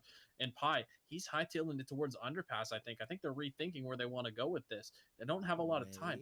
Oh, he faked it. He used the sound cue to fake it. This is actually really well played. Yeah, they've bought it. Hook, line, and sinker. Disco's bought it. He's rotating towards Catwalk, trying to catch the player, and he's out of position. Had he held that one angle, he does spot the player running to the side. He won't get spotted at the last second. 9 seconds left, and it's gonna be Bakumbop who just wants to die here. He wants to give his life away, but it doesn't look. He does go down. Okay, we're safe just for the time being. Very lucky for Bakum. He really wanted to just go down there and ensure that his economy wouldn't be completely destroyed for the next round. But there it is, Redbird. A second round, 2-2. They are very toe-to-toe here on Mirage, and what we thought would be an Illinois whitewash or washout. It's very close here as Redbird are playing it very tactically as Forward Eagle's been picked up by Illinois. They see if they can do the damage that they did on the last map, but 3-player rush. Well, not even a 3-player rush. 2 players drop down towards Underpass, and sort of a default coming out from Illinois.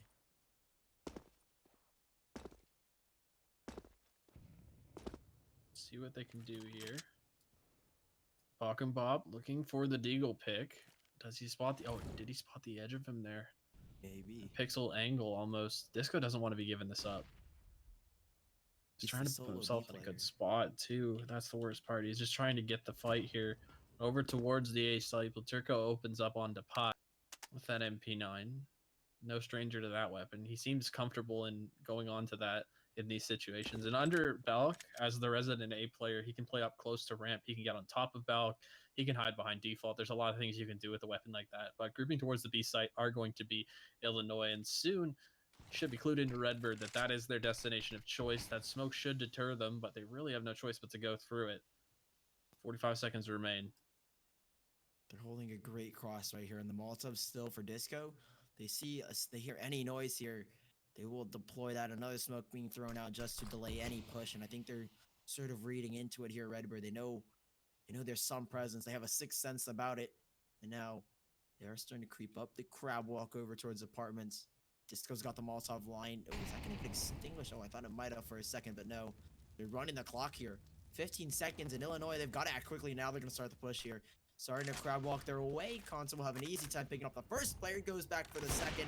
A third for Konsa. And he's found 3 frags to shut down any chance Illinois had in that round. And it's a third round as Redbird will take the lead 3-2 over Illinois. And what a surprise it was that they would bring it so close here. It's as close as it could have been, really, in that round. Illinois, they do for the full buy once more. 2 Kriegs and 3 AK-47s. They do have plenty of cash to spare on the side of Redbird, though. Konsa on top of the catwalk does only get a tag. Nothing else for him. Does fall away towards underpass. A safe route for him to get away from the aggressiveness from Fax towards catwalk, though. Lots of damage being done. Early damage from Redbird. The nade will find Hefe. Platurco jiggling the side up connector. Finding it for Bakumbop. Bakumbop is on a tear. Bakumbop, are you serious? 3 frags. 2 heads have been found, and Bakumbop doing Bakumbop things. We'll find a 4th frag. Are you kidding me, Bakumbop? He's looking for another ace. The second ace in the matchup. Viper will try to deny it. Frenzy will steal the ace away. And Illinois piggybacking off of the fact that Bakumbop was just doing his thing. A third round on the board, and they level it back 3-3. What a round from Bakumbop it was. Really some magical play there from Bakumbop to just accelerate into the A site. Something that he is good at and definitely takes from his rank G sessions is the ability to recognize when there's an opening on a map and trying to accelerate and just use as much, abuse as much of that opening that they give you. And he realized that that A site was open for business at the time, and he was able to find so much damage. Oh, Disco Inferno, another Zeus. He's got 1 so far. Can he make it 2? Ooh, to finds 2. Oh, that's big with the deagle. Now an underpass all of a sudden, and the Zeus comes in. He gets the Zeus. He's trying to get away with the AK. Frenzy's up cat. He'll find 1 frag. Still a man advantage going the way of Redbird. Oh, they have the bomb too. Oh, no. This is horrible. This is not the situation you want to be if you're Illinois, and Pie's been spotted. The double peek from Redbird should come in here. Pie trying to bring them into 1v1s. Trying to catch them out off guard. We'll catch 1. Viper will go down here, and he's got it down to the 1-on-1 over towards the bomb. But Konsa is already on the quick rotate. Pie has got to act quickly, and he's got to play valiantly. The spray comes in, almost making a mess of it. Drop down to 36, and Konsa's given a real chance here. If he can find it back turn, it's going to be Frenzy. 6 HP, just 1 deke shot will do it. 1 single AK shot from Pie.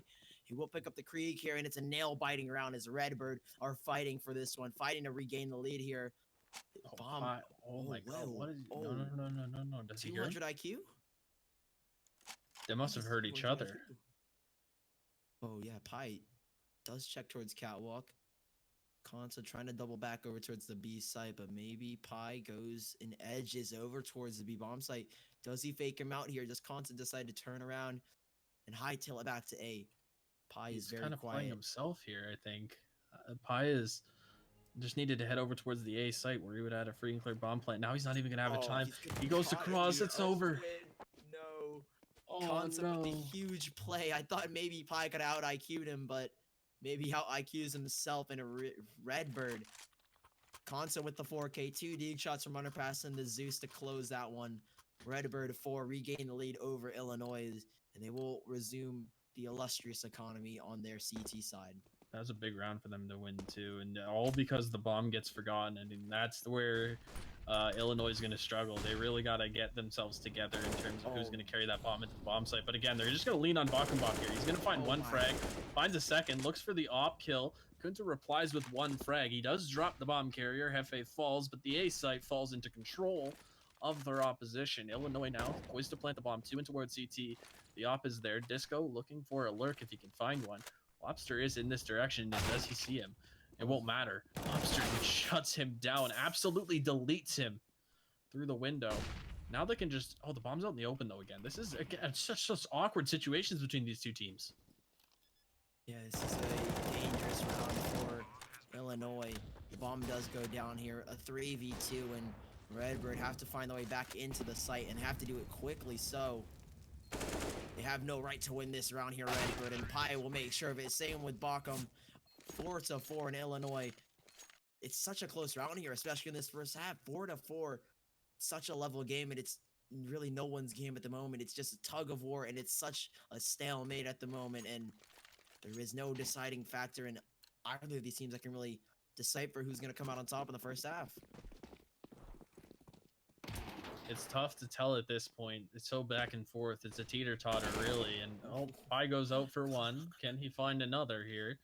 They're still just hiding. You see the player on top of the box. He does find another, so he does get 2 before dropping his AK. And now Lobster trying to clean up the trash here over towards the A site, if he can. If they can try to save this AK, that would be big. I think Platurko will try and do a little bit more damage as much as he can here. They will be able to buy in the next round if they do. One, two, Platurko especially will find one. Can he get a second? No. Hefe jumping just around the corner will take down Platurko, and Illinois will take the lead 5-4 over Redbird Esports. And Redbird, they might go for the save here. Platurko's got plenty of money to buy, and they will go for the full buy. It looks like this is going to be another rifle v ref round. Not a single op has been put out on the side of Illinois quite yet, at least in these later, in the middle part of this first half. Conta will have it. The only op on the map as of now. Have we seen a T-side op yet in this series? I don't think so. Not that I can yeah, remember. it's just, I think it might just be the economic crunch of things. It's tough to pull it out here. And Kunta opens up on the Pi, who tried to aggress out of that smoke. His teammates are currently accelerating up the catwalk. Walking up once again on his entry tear will continue his path. Lobster exchanges frags over towards the A site. It's really hard to tell, but Redbird can't really tell what's going on here. You see players floating in between CT. FA finds the other B player, and this 2-on-2 is definitely favoring Illinois, but oh, would you look at that? Who'd have guessed they forgot the bomb again? This has been a recurring theme, unfortunately, for them. It might fall apart here because of it. Platurko's found one, brought it down to the 2v1. And now Bockham knows he's just got to find the frags. He goes for the bomb. He does have one, though. Finds the low HP player onto Viper. And now he's got one more frag to find 100 HP versus 100 HP. And he's sprinting back for that bomb. It's going to be a marathon here. 50 seconds left. And they are running the clock here. Illinois, every single round, they play it to time. And they're playing it very risky here. Bockham will send it over towards the A site. Does have a smoke. Platurko hasn't even read into it just yet. Now can peek over towards connector. Maybe he can catch him crossing unless Bockham decides. Oh, he's gonna go straight back towards the B bomb site. Platurko saw the smoke, but it hasn't baited him out. Oh, it hasn't baited him out whatsoever. Bockham has gone towards middle here, and he's gonna try and catch Platurko off guard, going back towards the site. What is this 200 IQ nonsense? If Bockham doesn't know what he's doing, there's no way the other guy knows what he's doing, right? He's planning for Cat. It's just a very gutsy plan. Platurko just sits over towards the B bomb site. He sees the bomb plant, and oh, look at this. This is around the world from Bockenbop. Oh my gosh, they're dragging this one out. Bockenbop is just hoping he doesn't get there in time. He's already almost dancing. You can see with his crosshair. He knows that he has this. No, don't tell him you're there. Oh, the decoy is giving away his position, but he's got the plant for him. Oh, it didn't give it away. Platurko has no idea. Platurko has no idea where he is. Bockenbop is in a prime position to clutch this one out. The bomb is in his line of sight. Ooh, I thought maybe we would have caught it. Bockenbop almost making a mess of it. We'll find it in the end, though. A 6th round for Illinois, and it's around the world for Bockenbop, but around the map it is. Illinois will pick up their 6th round here, and it's, again, economic struggles for the side of Redbird Esports on their CT side. It's very rough. It's a rough go for them at this point. And that one's kind of a disheartening round, the way things ended up there. Bockham almost just goes straight in towards the B side. If Platurko peeks out of that back pillar just a second, he's going to catch Bockham running the wrong way. Viper opens up. Pi with the trade.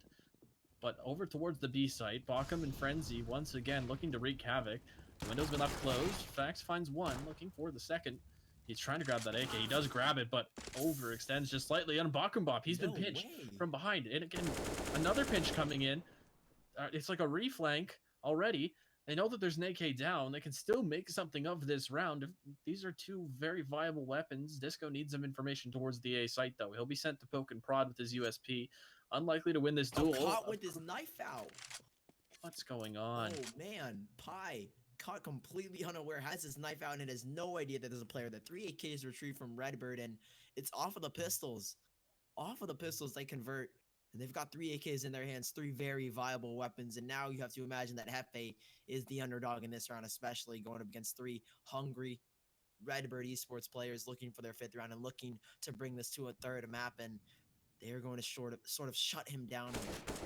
He's got nowhere to go. He's going to get pinched down by Consta, and it's going to be a 5th round for Redbird esports as Illinois sort of lacking now. Is it's off of the pistol, surprisingly. Redbird chime back in. The little weapons convert to a round 1. I mean, they did it, like, no discounting what Redbird did there. Of course, there's no doubt about the fact that they played that very well towards the end, but there's certain situations in Counter-Strike where the other team kind of has to hand you the round, and that was one of them. Illinois is going to be kicking themselves for losing that one. They do still have a decent buy. Bockenbop excels in front of the Molotov. Disco knows that he's here. Bockenbop's so close, and it's so rough across the board. Illinois giving 2 frags away to open up the round, and Redbird, they're going to be loving this. They've got a chance here to crack back into this half when really they could have been on the outside looking in. All of a sudden, 5-on-2, 1-by-1. Illinois are going to peek. Hefe does find a kill, but it'll cost him all of his HP but 1. 1's in the chat for that. Trying to make his way up catwalk, and not a great position to be in if you're Hefe. Should go down reasonably soon. He'll fall, and we're all tied up at 6. There we are. Redbird have been on a tear in these last 2 rounds. Somehow, it's gotta be a save now. Yeah, Illinois, no money to work with. This should be almost a full save. They will pick up a couple of eagles, but what can they really make of it? Redbird have just somehow adapted so quickly, and they've been adapting this entire game to the style of Illinois, and it seems that they're quick to do so.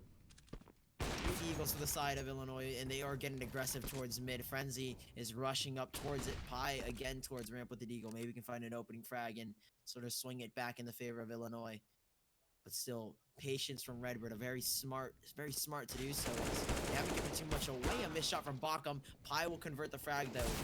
To the 4-on-4. Fax will spray down towards connector, doubling down, gets a second and a triple as Frenzy caught with the knife. I'm not sure what he was trying to do there, but there it is. Redbird will take the lead 7-6 in Illinois.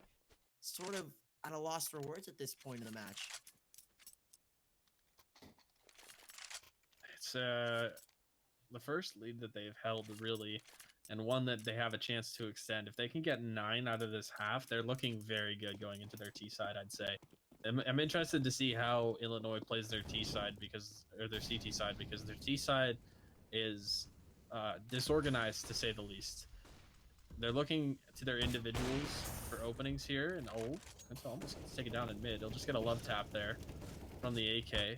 Frenzy accelerating up cat. He'll head straight past that smoke, and he's already going to try to get into window, but he's taken down. Kuntz is smart too, and he knows that he's going to try to hop up in that position, and the speed of the round being punished by Redbird. Man advantage given quickly to Illinois. Fonz is quick to find the frag here, and he's quick to reposition back towards CT. They are anticipating sort of a split towards the A site. 3 players are grouped up from Illinois over towards the middle. They've got 1 player in Pi who's found himself towards ramp, and just the Deagle to work with. He's got to make something happen, make some magic happen. If he can get 1 frag, the offer especially, that could be big. Hefe will find 1. Back to the 4-on-4, but still very, very heavy-sided for Redbird, as they do have plenty of utility and lots of weaponry to clutch this one out here. Viper's positioned back towards on their balcony, and Illinois are retreating. They're running back, tail between their legs, back towards the A side. Maybe I thought they would have gone towards B. They have no real control over A, and Bockham is actually in a great position. If he can get into snipers, this could cause some havoc here. Platurco and Viper Or in a good position. Conso's been flushed out here. The smoke. Conso will actually find one through the smoke. Jumping on top of Ticket Booth. Platurco now the solo A hold as Bakum is on the flank here. Bakum is on the flank. Bakum will find it. And now it's just on Disco. 1v2. And he's got a smoke and a flashbang. Bakum is waiting on the other side of Murder Hole. And this might be the save round from Disco. It's a lockdown from Illinois. No one is getting in and no one is getting out unless they say so. But Disco will go for it regardless. A smoke and a flashbang to work with here. And he does have the kit. We've got the economy to do so, but he's been heard. There's now a CT flank that's putting the time on him. Bach and Bob behind him. I don't know if Disco hears him heading up on him. He's focused on this fight. Bach and Bob's cutting noise. Once again, Lobster just taking time for Bacham to hit the flank here. Disco's got no idea. Bachum's probably going to try to go for some kind of knife cheeky frag. Oh! That got close. That got way too close. That's only the second time in the series we've seen Bach and Bob do that. This player is definitely playing for content. Very likely. But you know what? Server, I guess. You can tell Illinois, even though this is probably not as close a game as what Illinois are probably expected this to be a wash, as you had said before. You can tell they're at least still having fun with it. The way they were crab walking in apartments. Yeah. It's good to see that the morale is still high. Kunta trying to take a chip into that morale if he can. And it looks like the first jointed effort we've seen in a while from Illinois. It'll be over towards the B site. Disco's mollied out. Jumping into the molly is going to be Frenzy, but the trade is there. Still favoring the CT side. Fax is in a good spot. He'll be mollied out of Get Right. Now he's got to get out and head towards Catwalk. Bachambot finds one. 18 frags for this man. Heavily leading the way for his team. And he's going to look towards Kuntus on the AWP. Oh, and he even predicts the slow peak crouches, but too quick for the AWP of the Redbirds. Now trying to plant the bomb. His teammate, his compadre, and Lobster still hanging out in apartments. Yeah, and Viper and Platurco trying to edge out towards Market. They have no information as to where either player is, but it will be peek from apartments. Bakambop will find one on ground here, and he's got so much to do here. Viper won't get anything. Bakambop with the 4K doing Bakambop things. It's going to be Illinois Orange who take the first half 8-7 in what is map number 2 of this best of 3. A very close half, and I think the scoreline tells differently from what we've seen here. Yeah, this has been very. I mean, it's close, and that shows what we've seen. Definitely close rounds, not in the manner you might expect. It's been chaotic to say the least between both of these teams. A lot of individual plays coming out. Illinois really leaning on the rank G presence of Bakambop at this point in time, and you can really tell that it's given them the edge. They will find, of course, 8 rounds on their T side. Now Redbird gonna have to fight from behind into this second half even, just to crack back into this. And they need to win this if they want to extend it to what the third map will be Inferno if it goes that far. Illinois looking to make this quick 2-0. Neither of these teams prior to that last map had even dropped a map in this season. So the Redbirds dropped their first map, and we'll see if they'll find another map loss here. Or will they be able to drag us into overtime? That is the question. Or drag us into a third map, rather. It's definitely possible here. Map number 3 is likely, but if Illinois can shut it down here on their CT side, they can definitely do some damage. But I have to agree, it's sort of one of those T-sided maps like you mentioned earlier. Redbird, they can bring us to a third here. You have to believe and you have to give some hope. Although it isn't their map pick, they do have quite the chance here as they will go up against Illinois. 1 kit for Hefe. Multiple sets of utility inside of Redbird. P250, raid boss for Fax. They are trying to get quick and feisty with Platurco over towards the B side. It looks like it's going to make it. Might draw some rotation down, and yes, it will. They've all fallen. Looks like my co-caster may have dropped the call. Hello? Hello, welcome back. Was I not talking? I'm confused. You died on my end for a second. I'm not sure about the stream itself. Either way, in this pistol, Redbird have been dropped down to 1. Disco trying to chime back in, but Illinois not gonna. They did bite on the fake, as you mentioned, for a second. Yeah. And Berserko jumped out a little prematurely, I think. When you're trying to sell a fake in that manner, you really want to just try to stay alive a little bit longer. I know he wanted to make it seem like it was a rush, but falling into that get right and jail crossfire with just a P250 on a pistol isn't favorable. That's what we'll say. either way, they're gonna force buy into this. It's just Ooh, interesting. fast push towards the B bomb site. Bakuma with a beautiful nade, doing so much damage already. The MP9 to try and grind them away, but no, it's Redbird who responded quickly. Pius here quickly in the flank. Lobs will find one. The bomb plant is denied, and Pi swinging back for a second. Fax is taken down, and Kansa will try to find it off the CZ here. It's going to be a 1v2 as 2 frags go quickly in favor of Redbird.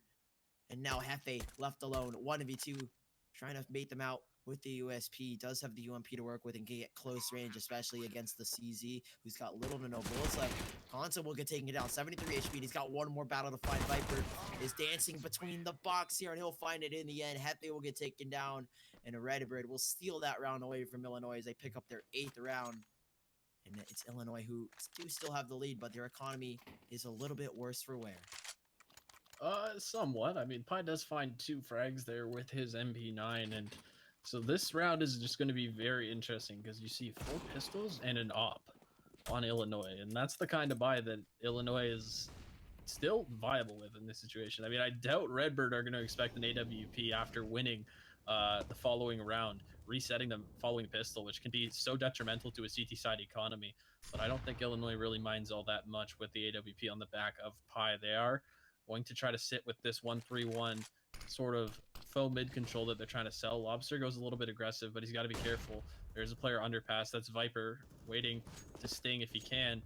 Bop trying to escape after throwing that nade, and he will. He's mollied out, so having to retreat into the B side are 2 players here, and someone's gotten to ladder in the meantime. This is just going to be about who wins the first gunfight, and from there the dominoes will fall.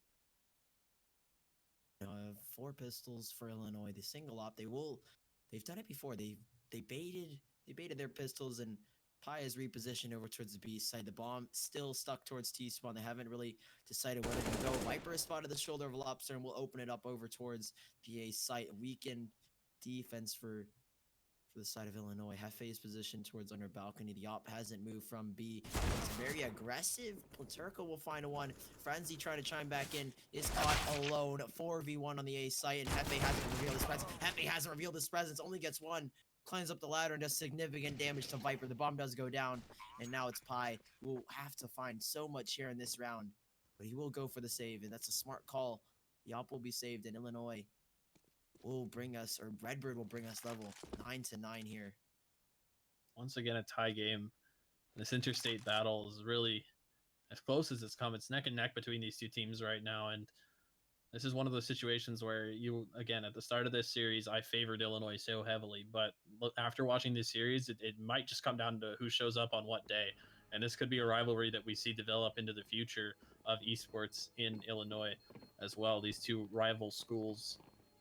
It's as close as it can get, and right now Pi just trying to save the AWP into the next round. Redbird very well, they collapse onto that A site. Not really sure if Hefe was trying to hit the ladder there. Like, part of me wants to say he misstepped and accidentally climbed up the ladder, but the other half of me is like, well, what's harder to hit than a 5-7 strafing back and forth? Let's add some vertical movement to that. So I don't know, either way, a valiant effort, one that won't pay off in this point. Lobster goes for a Deagle armor. This is a bit of an odd decision, but we'll see what happens here. It should be a fairly easy round. 5-man rush. Bakum will catch Platerko off. Consul will chime back in with a double, with a triple, and actually a quad kill. He shuts down 4 players. Pi will miss the op shot and down to 16 HP. It's Redbird who will pick up certainly the 10th round. Ooh, I thought Pi was going to burn the Molotov there for a second, just awaiting his fate. But 4v1, Illinois will go down here as Redbird will resume the lead. Pi, it's going to be a miracle here if you can pull off a 1v4 clutch with 16 points of health, but he's not even concerned about going forward at this point. Right now, he's concerned about getting hunted. And there actually is a player right now. It's Kunta. He's hunting, and he's hunting the ace. And I don't know if Pi realizes how close he is. He's made a ton of noise in Palace. Does the timing favor him? Oh. It does not look like that's going to be the case. Kunta shuts him down for the ace. And he does recover the AWP. Will we see the first T-side AWP? Nope. What? Decides not to. Both of these teams are allergic to ops on their T-side. Have we even seen? I don't think we've seen a single op being put on T-side. We haven't yet, and I'm still waiting to see an explosive T-side op. Or we need some Zywoo moments in here. I feel like that's a little strange though. No Yeah. op is on Mirage. I mean, I kind of understand First, yeah. overpass, but First, we can accept Mirage. an overpass, right? We can accept Yeah. that there's not a T-side op necessarily, but it just looks like it's not in the cards in this one. 2 in Oh, underpass. That's Pi. They'll recover an AK, and Viper likely saw the second player there. So these players in mid are just going to slowly crunch onto the lower players. Pi trying to find more if he can. Their smoke does allow them to exit towards connector, and it's a miracle that no one's touched each other in mid right here. oh, they're so close. They're literally side by side. Bakumsir, the reload, does get attacked with the deagle through the smoke, but it's gonna be Kanta spraying towards Sniper's Nest, finding Pi, finding the headshot, connecting the bullet, and now Illinois, 4 players against 4 for Redbird. Lobster recovers the AK, finds one of his own, trades it out, and maintains the advantage for his team. There is still a player lurking behind those top mid boxes. He's got a Krieg in hand. Platurko seeing what he can do. He's definitely quieted down since the first half of the first map in this series. I know we see a lot of people in chat spamming those hats to help him, and right now he needs it for his team right now. They do have a lead, but it is just Oh such a no. fine line that they're walking. They do find the opening frag in towards the A site. Flashing in to jungle to allow Disco and Fax to double peek this as they slowly clear out the A site. Bakum falls, and now it should be easy pickings for the rest of this round. The 11th round is very imminent here, unless Frenzy and Lobster have something to say about it, and they will get one frag back. Fax is going to pick out at the perfect moment, does find Lobster, and Frenzy 1v2. This should be a round for Redbird, who will find their 11th here. And what a half it's been. They pick up the early lead here, and it's looking very imminent that we are looking for the third map bound. It didn't seem likely, but Redbird have put up quite the performance here as Frenzy, 13 HP, will back away and just trying to save it. He's had an underwhelming performance here on Mirage, 6 and 15 here in round number 20. Yeah, 20. We'll see if Illinois can drag this one back. Of course, that was a save round, so going into this round, they're going to be looking solid on the money front, and this will be one of their final gun round chances to really try to stop this from going to a third map. But we will see a tech pause coming out here. Notably, again, looking at the scoreboard here, Bob leading the way has really been a force to be reckoned with for Illinois. Him and Pi, once again, just like we saw in the previous map, that's the 1-2 punch of Illinois that gives them the edge that they have in this division. Of course, Lobster, Hefe, Frenzy, all players that we've seen go for heroic plays and do what needs to be done, hopping through mollies and trying to create space for the hero plays of Bob and Pi. On the other side of things, Kuntz has been actually quietly having a very nice game of his own with that 4K, or the ace rather, on the eco round. Even without that, he's still at 20 frags. So he's looking very good right now on this map. And even looking at the flashes, if you see on the CT side, that's something I wanted to point out here during this tech pause. The CT side isn't really doing much work to stop Redbird's default or to keep them blind in these situations. Whereas you can see in the other side of things, the Redbirds are flashing for each other, and you can tell based on the numbers of enemy flash on all of their players. None of them are without an enemy flash so far, and we'll see what happens. This is just for the second half, of course. I think that is how ESEA has it set. The utility usage from Redbird, a team that we mentioned would have to show their tactical prowess, and here they have shown their tactical prowess. They've been very patient on any pushes that Illinois decide to go through, and it's worked out in their favor. 11-9. Can they take the map away from Illinois and bring us to a third? That is the question that is on my mind. At least I don't know about you, but it's gonna be one of those really close matchups where Redbird, they have a fair, and they do stand a chance here against Illinois in what we thought would have been a wipeout, especially on a map like Mirage. But Redbird have shown some world-class resilience against a world-class, individually skilled team. Definitely. I mean, like I said, both of these teams are obviously looking up to, and we look back at the quote that Pi gave us before the series started. They're looking to dethrone some of the top teams in CSL, and of course, looking at this matchup after watching it, I'd have to say that they got a long way to go because again, they still even have to dethrone the top team in their division, that being Robert Morris. Definitely the top team on paper in the Central Division, and I expect them to again have a very prominent showing this season in collegiate Counter-Strike. Unfortunately, for Redbird, it does look like we are having some technical issues. So in the meantime, we are going to throw it to a quick break while we get this resolved, and we'll be right back as soon as we figure out what's going on.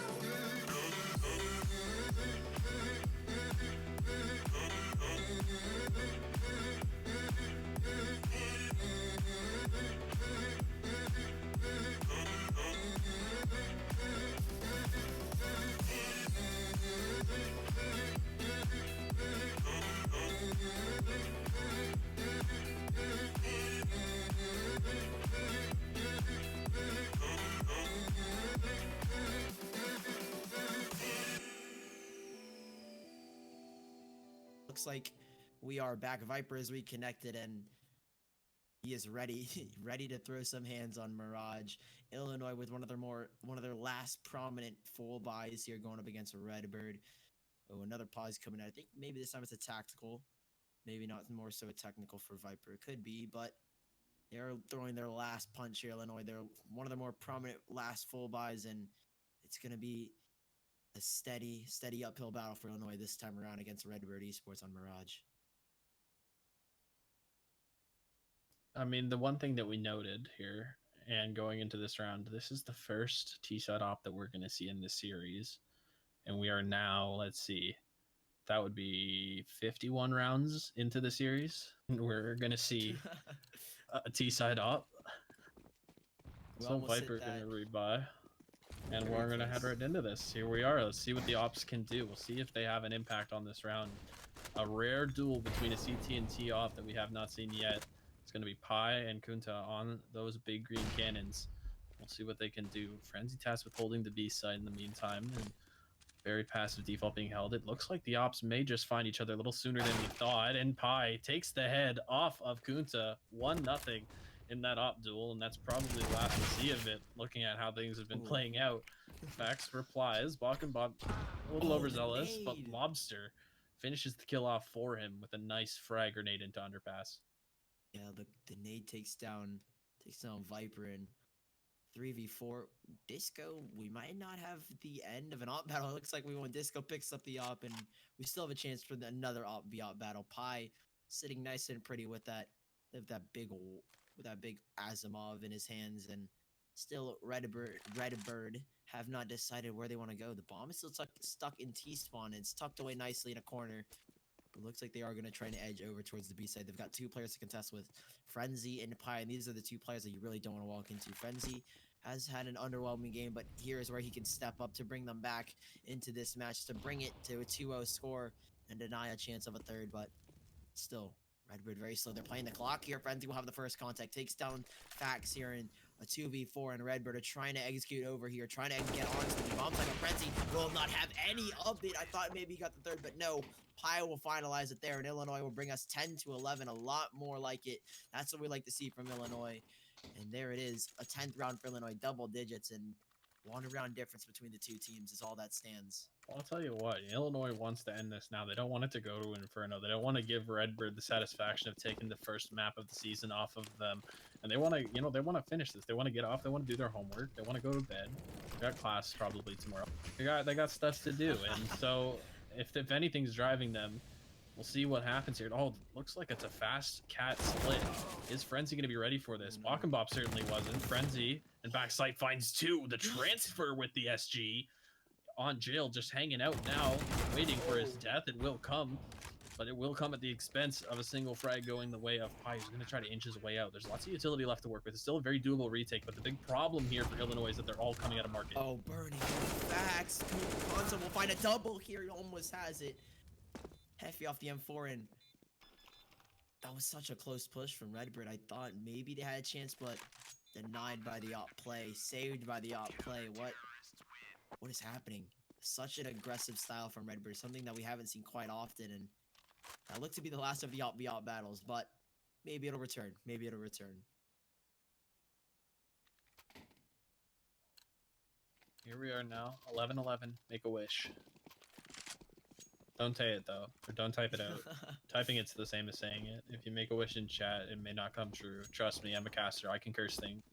Curse things. Oh, casters curse. Casters curse. What, you don't believe me? It's real. I haven't experienced it personally. I haven't experienced it just yet. Oh, the peek from Lops. Oh, I thought maybe we got a second there. Does realize there's a second. We'll peek back into it. Consa trying to do some damage. We'll have his life shortened quickly by Pi's off, but Bach spraying down towards top mid. It's left alone for Disco, and this should be the lead given to Illinois. The first time they've had it in the second half, and the first time they will get it. 12-11 as Illinois take the lead from the hands of Redbird, and now they're starting to kick it into gear. 3 rounds in a row. Could be that they are looking more than likely to shut it down here at a 2-0. Frenzy still hanging on to that FAMAS. That's an interesting thing here, but Pi's off is really woken up. And as I said, despite there being such little room for it to be worked with, there's just no room for an op on the T side this time. And then we see Pie over towards the mid. It looks like Redbird are going to head back to what they almost had success with previously, and that's over towards that B site. Frenzy, again, the player is going to be pressured, and he'll aggress. He finds the information, and he actually does a lot of damage. These players have to head through the molly now, and Pie's just waiting. It's a shooting gallery for him out the window. He does find one with the AWP, and he's going to molly Fax out. Fax is in a rough spot now. He's just going to hold for this peak. He'll use his Krieg well. Kunta lurking out, finds another kill in the meantime, and just like that, the round flipped on its head. Advantage lies in the hands of Redbird. They are trying to get the bomb out here. It's sort of stuck in the middle of nowhere. The smoke does clear them free of any op presence from Pi, but a 3-on-2, no utility for Redbird to lock down the site. It's going to be difficult to keep Illinois out of this round. As Pi trying to get aggressive through the market window, doesn't find anything from it. Hefe will find one. 2 more players to find, but it's going to be him that's found. Is in a game of hide and seek. Fax takes off the head of Hefe, and it's back to a level score 12-12, and another tug of war match going on between these two Chicago-based teams. What sucks the most? Yeah, what sucks the most is that for a CT side, in this teeter-totter sort of battle where you're going back and forth on the rounds, eventually it's going to come back to bite you. In this situation, they're lucky because they're only having to face a Galil and a UMP on their opposition. But this is a big, big round that will tell a story in how this game may come to an end. Neither team has very much money left in their bank to work with. This is sort of their dry around, and it's die for Disco, who does find his life again shortened, this time by an M4. Man advantage for Illinois, and this is one of those decisive rounds. The economy's so low, and this could be sort of, like you said, like a seesaw, leaning towards whoever jumps first will get launched off here. As Bop on top of the crate from Catwalk, finding Viper, catching him off guard and raining bullets from up top. It's going to be another man found for Illinois. 3v5, and Redbird are on the back foot here, and it could ensure a 13th round for Illinois, and maybe even the game. But Platurco doing the work, does find one more frag, taking down Fight. He's swinging back over. He's on a mad run over towards Catwalk, finding 2 frags, and a 3v3. He's brought it back level single-handedly. Oh, this is interesting. Look at the rotates. What is Illinois this? has bought the fact that this is going B, and unfortunately their A players flanked all the way through T apartment T apartment. He's all the way in TV room right now. He thinks he's walking up on some players here at this point. Eventually, someone's going to clue in that this could go A. Platurco now has ladder control and can cut off an entire part of the map in rotation. Lobster's not going to be ready for this. Spraying out of CT, Frenzy and Platurco do trade frags. Platurco makes his spot work, and that's a 3rd kill on the round for him. He must have heard us talking during that intermission because he's definitely woken up here in a big way. He's got to be careful. There's a player up cat. He makes it 4 on the round, and Redbird once again back in the driver's seat. They take the lead, and it'll have to be a save from Illinois. They have to respect this here. They cannot play games with the economy at this point if they want to somehow avoid this going to a 3rd map. Yeah, they're playing with a hot potato game at the moment, juggling between the thought of buying and saving. It looks like they will go for sort of a half buy, an eco round. They will buy pistols, 2 Deagles, and a PT-50, picking up this round. Now that could be a big one for Illinois. This could be a huge round if Illinois can pick it up, but I think it's going to be leaning heavily in favor of Redbird.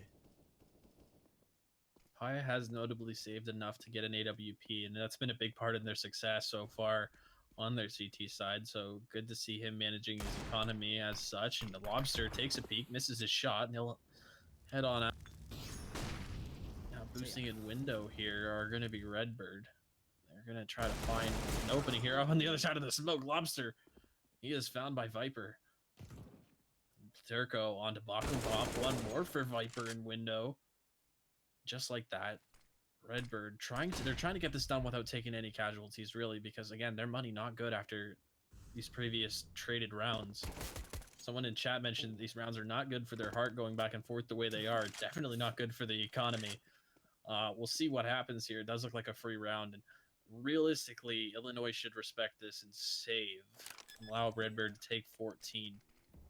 if they can get out with this AK, it'll be a huge bonus to their economy. They'll be able to buy for the next round, and more than likely they will try and keep them off of 15. But I honestly see this, if Illinois even have a chance of winning it, I see this in an overtime situation where they pull off what would be a near impossible 15 round comeback.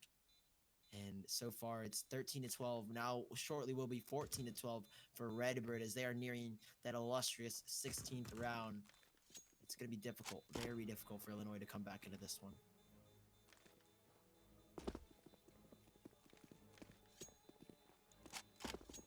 The Bomb is AK ticked. should be saved here. It looks like it will be. FA was hoping somebody was going to exit out market, and he might be the benefactor of that and try to knock down another weapon, but nothing doing there, and no harm done in saving a P250 anyway. I know some people would be like, oh, why are you just saving that pistol? You have no reason to just save. Well, you know, he had to pick an angle and hope to get lucky. He didn't that time, and this round is important. Illinois needs it. This is a must win. And Pi, oh, he's dropped the op off the Bakumbop. Ooh, see what Bakum can do here.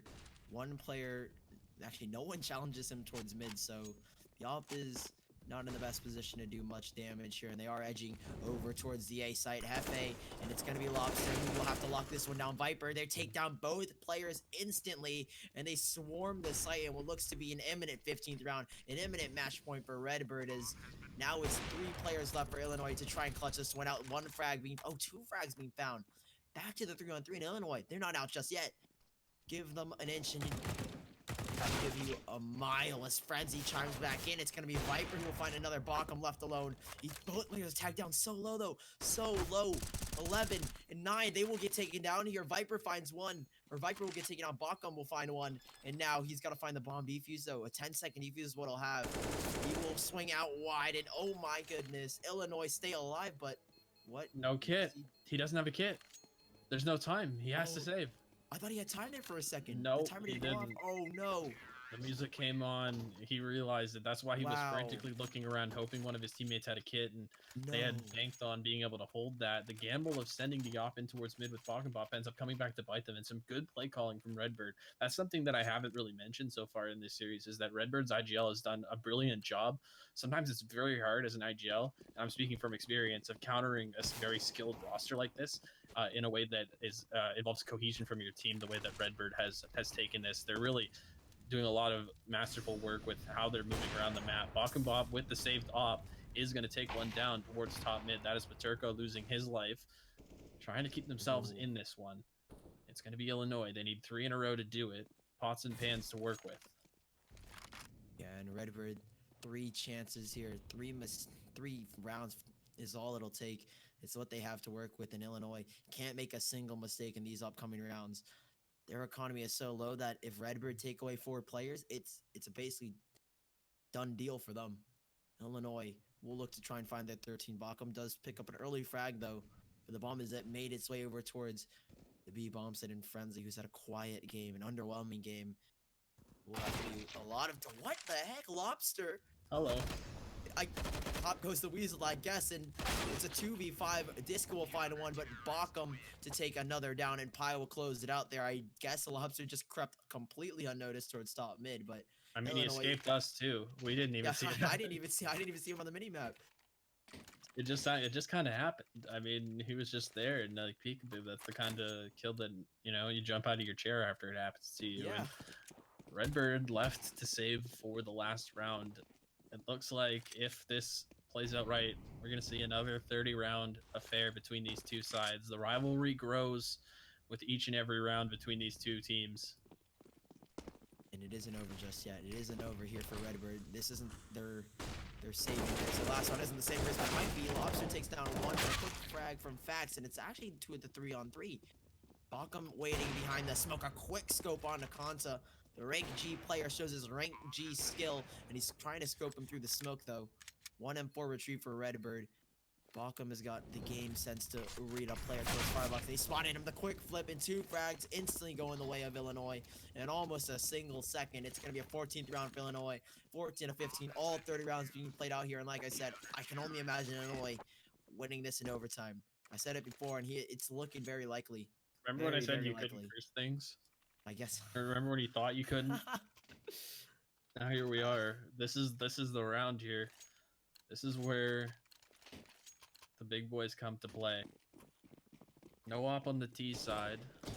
Viper having a bit of a rough game. Hopefully he can step up here for his team. They want to send this to a third map, but Illinois giving them hell and high water at this point. Oh, nice play from Viper. I mentioned him before, and now he's decided, and it's time to wake up. He finds an early frag. Probably going to smoke off Catwalk and allow himself a little bit of room to work with. Oh, Kunta tries to run through the smoke, and Pi, they're going big.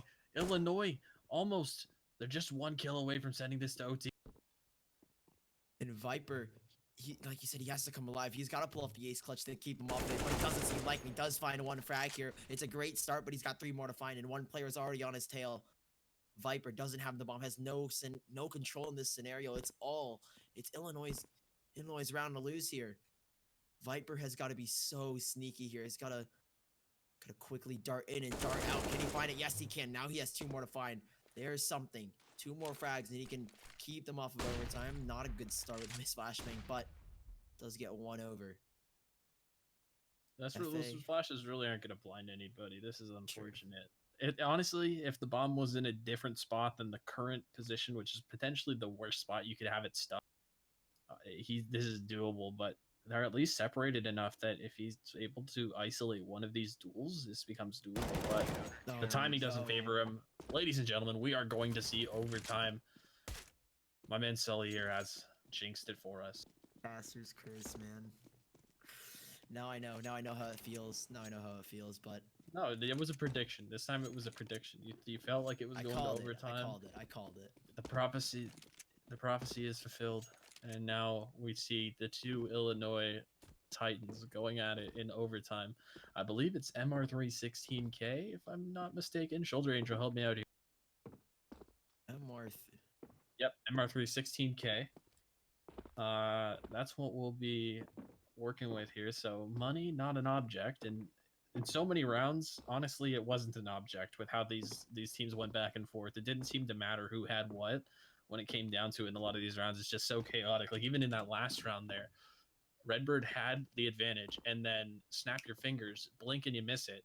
All of a sudden, it's a 4-on-1, and despite Viper's best efforts, he couldn't get back into it. Yeah, he was sort of in that bowling split, the impossible split, the banana split. 2 players so far separated, and the bomb was in a horrible position, like you said. If it was maybe on the ground, he might have had a chance, but no. Stuck in apartments. I think even if he found that first frag, would have been very difficult to overcome that obstacle and get the bomb. But here we are in overtime, as predicted. It's going to be Illinois versus Redbird here in overtime on map number 2, Mirage. Redbird struggling to get us to a third, and Illinois struggling to keep us at only 2 maps here. Full buys from both teams. Both teams start with 60K if you're new to the game. Overtime, 2 sets in a of 2 halves, sort of, in 3 rounds. First to 4, and in a single overtime will win it. Both teams start at $16,000. It's going to be no op being pulled out again from Redbird, even with the $16,000 bonus. Yeah, it's really, again, money not an object, but still choosing not to pull it out. They had it out for 1 round. They lost the duel 1 time, and that was enough, apparently. Here we are. Looks like they're going to go with the old tried and true A execute. Bob tries to fire one through the smoke. Flashes. May just decide to come through to help out Hefe, who's biding his time, staying alive, and he gets 2, and 2 in that position is huge. Despite the smokes being down, they will be able to cross into the bomb site, get the bomb plant, but this is really not looking good. They really have... Oh my gosh! What? Through the smoke? That's, might be a little bit of a vac shot, but Platurko from the 3v1 down to the 2v1, and Bacum just doing Bacum things, I guess. Here it is. 1v2 for Platurko to win the first round of overtime. He's creeping around towards CT. Maybe he can get a quick frag on a frenzy, but both players are grouped up that a refrag is almost instant for the side of Illinois. Platurko has heard a couple nades being thrown, though, so he does have the positional awareness of both players, but neither of them are looking his direction. They're going to line up here. No, one player behind the box, but there it is. The instant refrag has been goodbye frenzy, and it's Illinois who pick up the first round of overtime. Platurko on the Lurko, not able to make something of that. It was close. I mean, I understood the play. It's just unfortunate. You really have to trust that your teammates are going to stay alive there. And Bach hits an unreal shot. And that's kind of been the story of this one. He's on 34 frags. Will we see a 40 bomb here in this one? It's looking more and more likely by the round at this point. He will be the opper once again. They've traded hands, handing it over from Pi. I believe Pi is calling the strats for his team, so maybe taking a little bit of the opping stress away is the play call here for Illinois. That nade up cat going to take a chunk from the aforementioned Pi. Lobster trying to help out Bach, who's still playing around this smoke. It's a very fine line that he's walking right now, but it's one that we all know at this point Bach is willing to walk. Here we are, nade behind boxes. That's a huge nade. That smoke behind boxes to deny the molly is given all the information necessary in creeping up his Lobster. It's going to be a miracle if either of these players, but top boxes, can get out. Oh no, one player goes down. Lobster can't get a second. There's 3 players in position up there, but as you said, the nade damage is so significant and they've given away their presence. It's a battle for mid between the 2 teams as they are trying to charge up their way towards Catwalk Frenzy. Caught looking the wrong way. Pi is in position to do so. Almost gets the double. Knocks down Conta down to 17 HP, and now Bacham, he's looking to do some damage with the op, but forced out of position. It's a 2v3, and they're trying to force their way back into the site, trying to find a way to win this round and bring them to a 7. Ooh, Hefe missing the jump, but Bacham will not fail. They might as well go for it on an MR316K overtime, but it's definitely going to be difficult for them to get back into this. Market smoked off. One up cat is down. Kunta finds one, and now Bacham, the hero, the man, the myth, the legend. No time left, really. Is he just gonna stick this? Oh no way, he's 6. I was gonna say. I mean, it's, you know what? I kind of expected that. Yeah, really, like, he's got no chance. If you get him, get away with it. That goes down in, if he gets away with that, that goes down in history as one of the funniest top collegiate plays of all time, probably. One of the most clutch plays. But what are you gonna do? It's unfortunate, but here we are, 16-16. Redbird chime back in with a T round of their own. And heading into the later part of this matchup, overtime in map number 2 to try and bring us to map number 3, but Bocum will not allow that with 1 frag, taking down Platurco, who has started to come alive, starting to waken up in this matchup. Vipers towards underpass, trying to bite his way back. Spotted the shoulder, but no, it doesn't matter. Lobster will take down the Predator. Viper gets taken down, and Bacham with a Molotov towards mid. Player out, but it's somehow Conta finds the frag on a Lobster. Bacham will quickly trade him out, though, and it's 1 player left for for Redbird, and it's going to be Disco. Has control of the bomb. The bomb is on his shoulders, and 3 players. He's heading towards the completely wrong side if he wants to go towards me. 3 players are lying in wait for him, and it's going to have to be one hell of a performance coming out from Disco here. It's the last round of the half. He'll have to go for it, and not much doing, really. Frenzy on the off angle. As soon as he makes contact with one of these players, the other 3 are going to simultaneously pinch in his direction. That smoke comes through. Disco finds the frag. He's got to come through it. There is a player on Catwalk. There's still 42 seconds left to work with, but he really can't second guess this. If he tries to head back through underpass, he's going to get cut off anyway, so he's trying to find this duel before the clock runs out. Pi is in a great spot to shut him down. He does get out Van. The communication is there. As you can see, the angle is being held, and Pi should be able to find this kill for a clear 17 rounds for Illinois. And they've picked up the first 2 here on the CT side. They should, if all goes well, if all goes to according to plan, find 2 more rounds on their T side. They were very good on their T side, to say. They were very, very strong. One of their better sides, and Redbird will try to deny it here. They've got to pick up 3, whereas Illinois just have to find 2 more rounds. Like I said, 1st to 4 in the first overtime out of 6. 4 out of 6 rounds is what you need. That is the golden number here, ladies and gentlemen. And magic Illinois, number being 19. Magic number is 19. The illustrious 19, no longer 16, but it's very, very close nonetheless. Redbird on their CT side. We'll see what they can. Oh, there it is. A T side op, another op v op. The second time in this entire matchup, and we've played, I'm not even going to try to do the math at this hour of how many rounds of CS have we played, and finally a T side op. Kunta, will he be able to win this duel this time around? The other, when the tables were turned, he wasn't able to come through with the pick. I don't want to overanalyze it, of course, because this is only the second time it's happened, but Bakumbop's op has been so strong and aggressive Frenzy shuts down So Viper. strong. But Turco falls too. What is And there it goes, just like that. What is It's over. happening? Lobster with the 3K, and like you said, it is over. Redbird have been forced out of the round, a 1v5, and it's Disco who will have to pull off a miracle, pull something out of the hat, and Illinois will look to pick up the first round of the second half of overtime. Ooh, but Disco does creep up towards ladder, spots the shoulder of Pi, but doesn't find the frag, and there it is. Illinois will go up 18, and that'll put them on match point. It's looking like a 2-0 at the moment.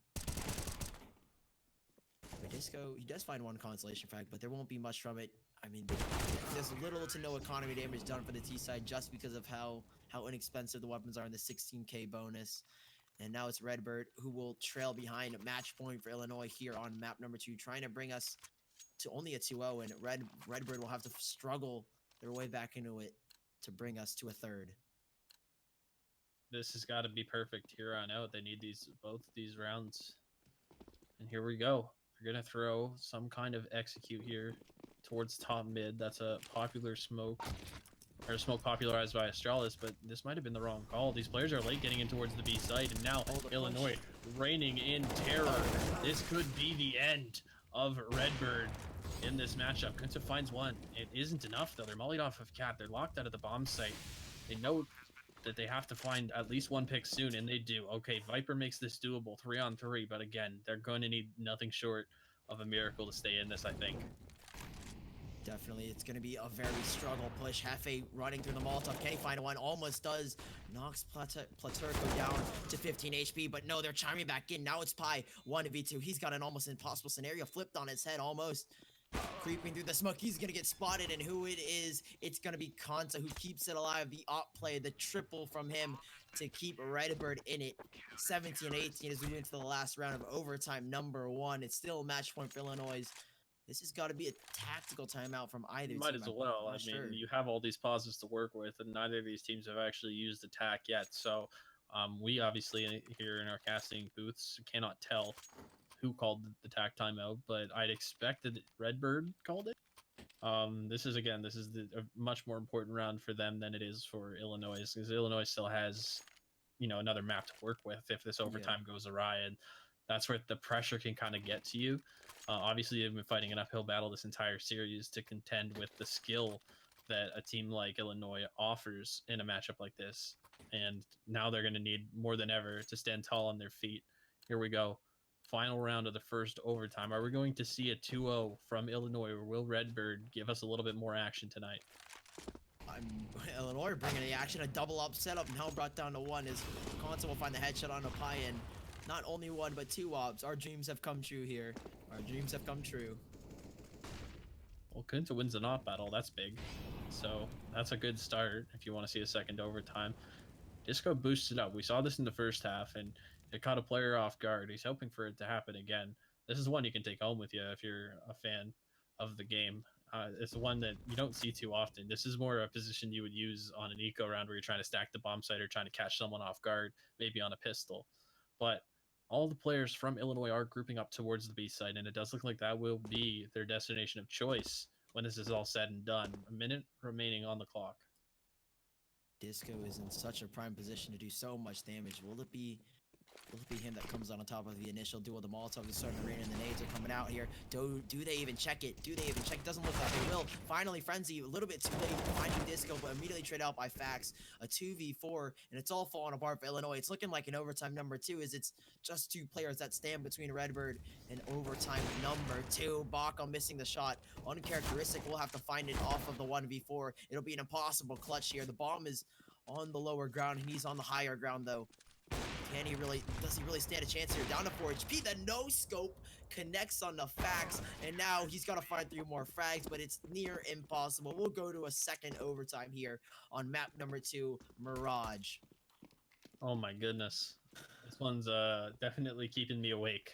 It's as close as it could be. These two teams, again, it's a rivalry. Maybe we'll see it come back in the playoffs if these two teams meet up, but this is the kind of game that really sparks an esports rivalry between the schools, not only in between their CS teams, but maybe their other esports teams as well. It's as close as it could get between these two sides. We predicted it was going to be an Illinois decimation, really. of the Redbirds, and instead the Redbirds have shown us that they are not a team to be messed with. Kunta on 39, Bok and Bop now losing the top fragging spot in the server. Surprisingly at that. I mean, he's been really on fire as of lately. Just a display of his skill in that one before finding the no-scope by majority luck, but even still, to even find one frag there is phenomenal. But he'll have to find a lot more, and so will Illinois. They're back on their T side. Only one round found. If they can get two here, that'll be big for them. They were very good on their CT side, and they will look to continue it if they can get at least maybe 1 or 2 rounds here on their T side. They haven't decided, and this is the problem they had, like we said earlier. They leave the bomb at T spawn and they just run the clock to its bare bones, and that could cause a problem here, as Redbird have been very solid on their CT side. They're unmoving, patient, and not overly aggressive. Well, they finally sent him in for the bomb. That's good. Yeah, they do retrieve it. 2 ops on the T side. Bok and Bop and Pi, both wielding scoped weapons at this point. One is prodding towards the A side, and the other towards B. I suspect it's going to be whichever of the two can find a pick sooner, but the clock says otherwise. Oh. Kunta opens up. That'll be the first player to 40, ladies and gentlemen, in the server. Now Bok and Bop trying to sell a fake over towards the B side. If he can make any of these guys bite and rotate, that would be huge. Actually, that would be not good for them. And not good at all. They decide to rotate it back to the B site. And there's 2 players hiding, Fax and Disco. Disco needs to be looking the other way, though. Now he goes down. Now Fax is still in the site, and they don't quite account for his presence. The bomb does go down. It's a 3-on-3.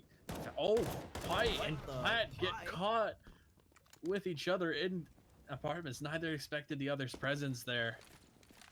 Dancing in the ballroom as Viper dances just to his death. Peeks out a little bit too far behind the pillar. Viper will punish him there.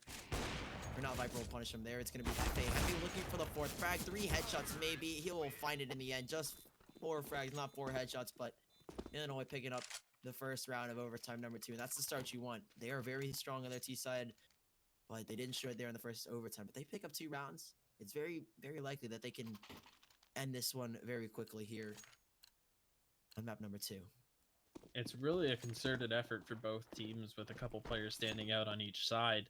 The biggest thing is that Viper needs to get it going here. He needs to find something in terms of fragging for his team. He's just lagging behind them a little bit right now, and in an overtime like this, where everybody has their moments and everybody needs to do everything they can in each round, Frenzy and Paterko may meet up in underpass. Frenzy ready, and Frenzy catches Paterko trying to head back out in towards mid. Fax is in a good spot. If he can shut one down, that's big. He shuts down the boost. He knows that there's another player there. He can even volley this player out, but that's going to queue up the A hit. Viper needs to stand tall, and he'll be good for 1. He's done his job in the very least, but the bomb goes down, and there's no one here. Oh, they're going to go for a more aggressive plant. Pi. This is a good read, actually. I know that there's another player here. Oh, but Fax is smarter. Pi 1v3 has to find something, won't get anything, and what we thought was going to be a smart play turns out to be Redbird Esports finding the way back into the site. They will pick up 1 round of the 3, and whichever team wins the 2nd round, it could really set the tempo for the rest of this series.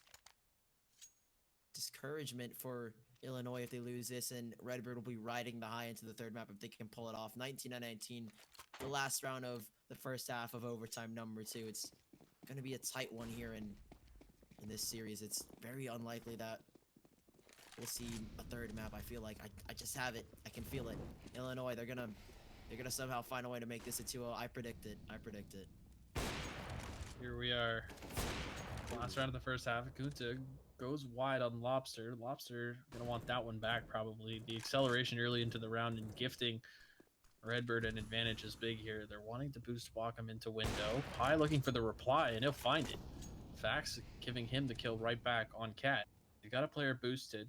That's Bachman's resident position. He likes to be put in this spot and just kind of wait in mid, see what he sees. He can creep into window even. Makes a little bit of noise. Viper, he's flanked into T-spawn. He's dropped the bomb. There's a player looking to help him out. Paterko, he peeks, and he doesn't like what he sees. He's going to retreat. These rounds are just so close. It's crazy to see what's going on across the map here. Platurko's still trying to hold down ramp. He's got no utility to speak of, and there's 2 players creeping up Oh, on look at him. Bakum. What? Bakut is ready for him. I guess so. Platurko waiting on the other side. Konsa will pick it up, and Platurko with the final frag. It's Redbird who find their 20th, and I guess I was wrong. Maybe it's imminent that we'll go to a third here, but Illinois on their CT said, can they pull it off? They have to have a flawless second half in this second overtime. It's going to be quite the feat to pull off here, but nonetheless, I believe. I'm a believer. Finally, Redbird back in the lead. We'll see what they can do onto their T side. As you'd mentioned, their CT side seemed a little bit stronger than their T side towards the latter half of this game. Obviously, in overtime now, they've had more success on their CT side. It's going to be interesting. Now Kunta pulling out the op on the T side. He's had most of his success with that weapon on the CT side, and we have to get really nitpicky about what details are going to put one team in front of the other when the game is this close. And I think it's going to come down to whether he can continue this rampage that he's on. 45 kills. If he can turn this into an explosive sort of op that he can open rounds with, that would be huge. But Bakum Bop, he's going to open up on the Platurko. Platurko's got to stop giving away these opening kills as well. And it's very easy for them to open it up there. Viper will respond back. Chimes back in with one of his own. Takes down Lobster. Konta towards top mid. Has he been spotted? Bakum's got a one-way, but no. Konta will spot him first. Bakum taken down. It's a man advantage for Redbird. They just need 2 more rounds to bring us to a third, and it's very likely here that they'll get this one. A 3v4, and they're so split up. 1 player towards each position. Middle, A and B. Pi will chime back with one of his own, though. Back to the 3-on-3. Disco has made his way over towards A, and it looks like they're going to go for the A split. The bomb is headed there as well. Do they read into it? Konsa will pick off Pi, dropping him instantly from Catwalk. Now it's Frenzy and Hefe to do everything here, to carry the team, to keep them off of match point. Illinois' Orange, very poised to hold this A side off. We see a rotate coming in. Frenzy working his way back towards this A site. It's unlikely to be in time. They're waiting in A ramp are the Redbirds for Kunta to make contact with somebody if he can, but he hasn't just yet. Frenzy will shut down the lurking Opper. That's a ton of information gained. The bomb will go down. Disco's got to try to get his way into CT. Wait, do they think it's B? They think it's B. They're going to the wrong side. Now they realize. No. Go back into CT. Come on, Disco. What is going on? No, I was scared because he needed to take CT control there to make this plant viable. In fact, I would have liked to see both players head in that direction. Playing in tradable angles is important, as now Frenzy's got to guess where this last player is, and he'll... so close. A little bit close for comfort, but Redbird are going to guarantee themselves at least a shot at a third overtime, if you can believe that. It's been way too close for comfort in every single scenario. I thought maybe that Frenzy could have pulled that one off, but no, denied in his own right. And now Redbird have a chance at match point and to bring it to map number 3. It's been such a close series, and a map that we thought maybe Illinois would come out on top very easily, but it doesn't look like it as Platurko reinforces that statement, finding one onto Frenzy. Now it's 4-on-5, and Lobster peeking away does get 1 frag, though. A trade coming in, another one from Bakum Bop, and back to the 3-on-3. We've seen this scenario too many times where Redbird just steal away with it from the 3-on-3 to a 3-on-1, but here it is, the final, what could be the final round in map number 2, and Illinois Orange are hanging on to their last lifeline, their last hope here, and it's going to be a tight one. They've got 2 shots at it. That's their saving grace here if something goes awry, and this is just interesting play. Bakum Bop's just kind of floating between the 2 bomb sites, and both players now on Redbird are going to lurk out in towards the A site. Viper going to smoke off window, maybe try to sell the fact that this is headed towards Catwalk. They need to clear under, and this is where things could get dicey.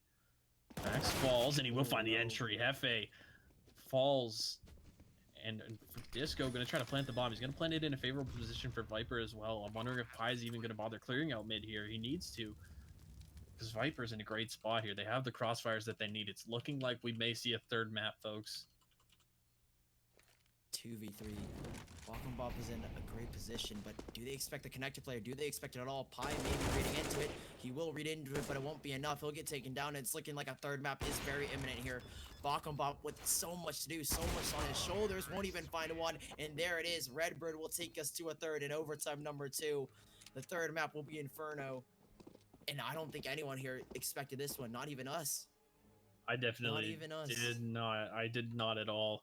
Um, all I can say is that, hats off to Redbird. The resolve that it takes to stay in a game like that, the fatigue even that's got to be starting to kick in for these guys. These are college students who have gone to school, they've studied all day. They've got a lot more on their plate than just this game of Counter Strike, and for them to just stay in there, hang in there with these big boys that Illinois are bringing out. Hats off to Redbird. I think they're doing an incredible job, and Inferno is just going to be an absolute toss up between these two sides. I mean, this is such an undecisive map. I don't know what we can really expect here. Both teams have brought the fire, but Redbird have been holding it for so long. They've been holding it so well that maybe they can pull this one through, pull off the upset.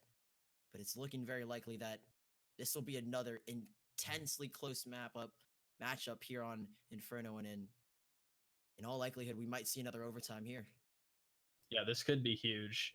Um, I thought this was going to be a big game for Illinois to just come out and show that, okay, we're going to try to contend for the best team in the Central Division. Obviously, the Redbirds had other plans. Of course, just in the interim here between the maps, we do again wanted to thank our sponsor, GameStop. You want to check out some GameStop weeklies? Go to GameStop.com/esports, and you can check those out. All different games supported, lots of prizes to be won by the collegiate community. We thank each and every one of you guys for showing up tonight. Yeah, I mean, I'm having a good time, Sully. How about you? I mean, I'm not gonna lie, I've got school tomorrow very early, but this has been such a close matchup that I can't even complain. It's been a phenomenal series so far, and I can't wait to see what this third map brings. I feel like this is gonna be the most explosive map, and Inferno is famed for that. Famed for the final map. Famed for being one of those explosive final third maps, and hopefully we'll have it here. It's not the playoffs, it's not the grand finals, but heck, it's close enough for Yeah, me. It's close enough for I me. completely agree with you. Can't think of a better map to end this series out on. In the meantime, we are going to hand it off to a break real quick, freshen up our caster voices, and bring you guys this final map right after this.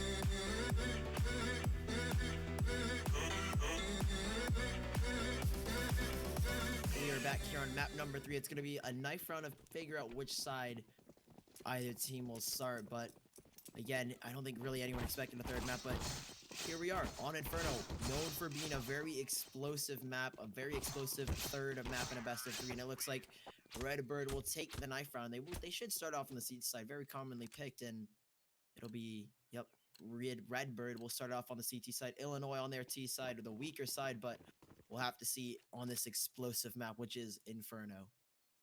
We will see how this one pans out. It's been very close, a lot closer than either of us had predicted. If you guys are just joining us, of course, each team has now taken the map pick of the other. First, Illinois took Overpass. Then Redbird took Mirage in very thrilling fashion, we'll say. And now it's going to be an aggressive pistol round from Redbird. They're sending 4 towards the A site. They're going to just fight down in towards mid. They want these fights, and it's favoring them very well. I don't think Illinois was ready for this. Whoa. An aggressive...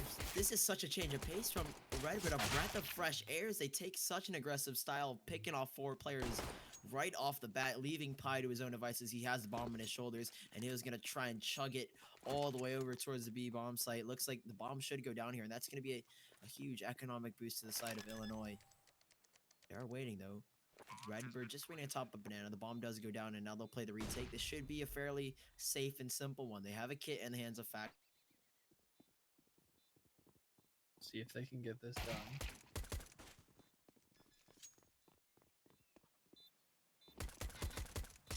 No, we can't jump in away. And there's the bomb defuse for Redbird. They will pick up the first pistol round on Inferno, and not the best start for Illinois, especially when they are sort of the favorites, but maybe not so anymore.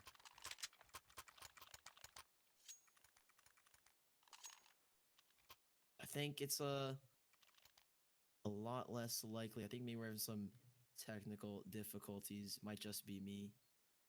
You know, not too sure, but match pause. I think this is a technical. Not too sure. Yeah, I mean, I think they're just deciding what they want to do because they have the bomb plant, and you can already see that they're deciding to AK up onto Bakumbop and onto Pi. Bakumbop's going to be able to even probably drop an SMG over. And we'll see what they do with this. I mean, this is the meta that everybody hates right now because of the way that the money's works out. You get the bomb plant in the first round. Technically, they could have gotten 2 SGs, but instead, it's going to be 2 hero AKs on the side of Redbird. These hero AKs could be the saving grace for Illinois in this second round. I mean, they're going up against a majority SMGs, a light rifle, the FAMAS, and while it is not necessarily the best weapon to use, it can be pretty formidable here, especially going up against these pistols. The 2 hero AKs that really have to shine bright here is Illinois. They are kind of just waiting. They're waiting back towards T spawn, seeing if their 2 players can make some progress over towards apartments. But so far, doesn't look like it. Just waiting. Throwing a fake Halls pop here with the pistols in hand, and Hefe trying to sell this to his opposition.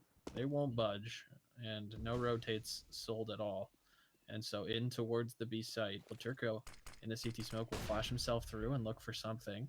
Just waiting on the other side of the smoke are pistols, but I'm just not sure that they realize the 2 AKs are present yet. They have to now. Pi looking for the kill. Bakumbop falls, and both AKs down.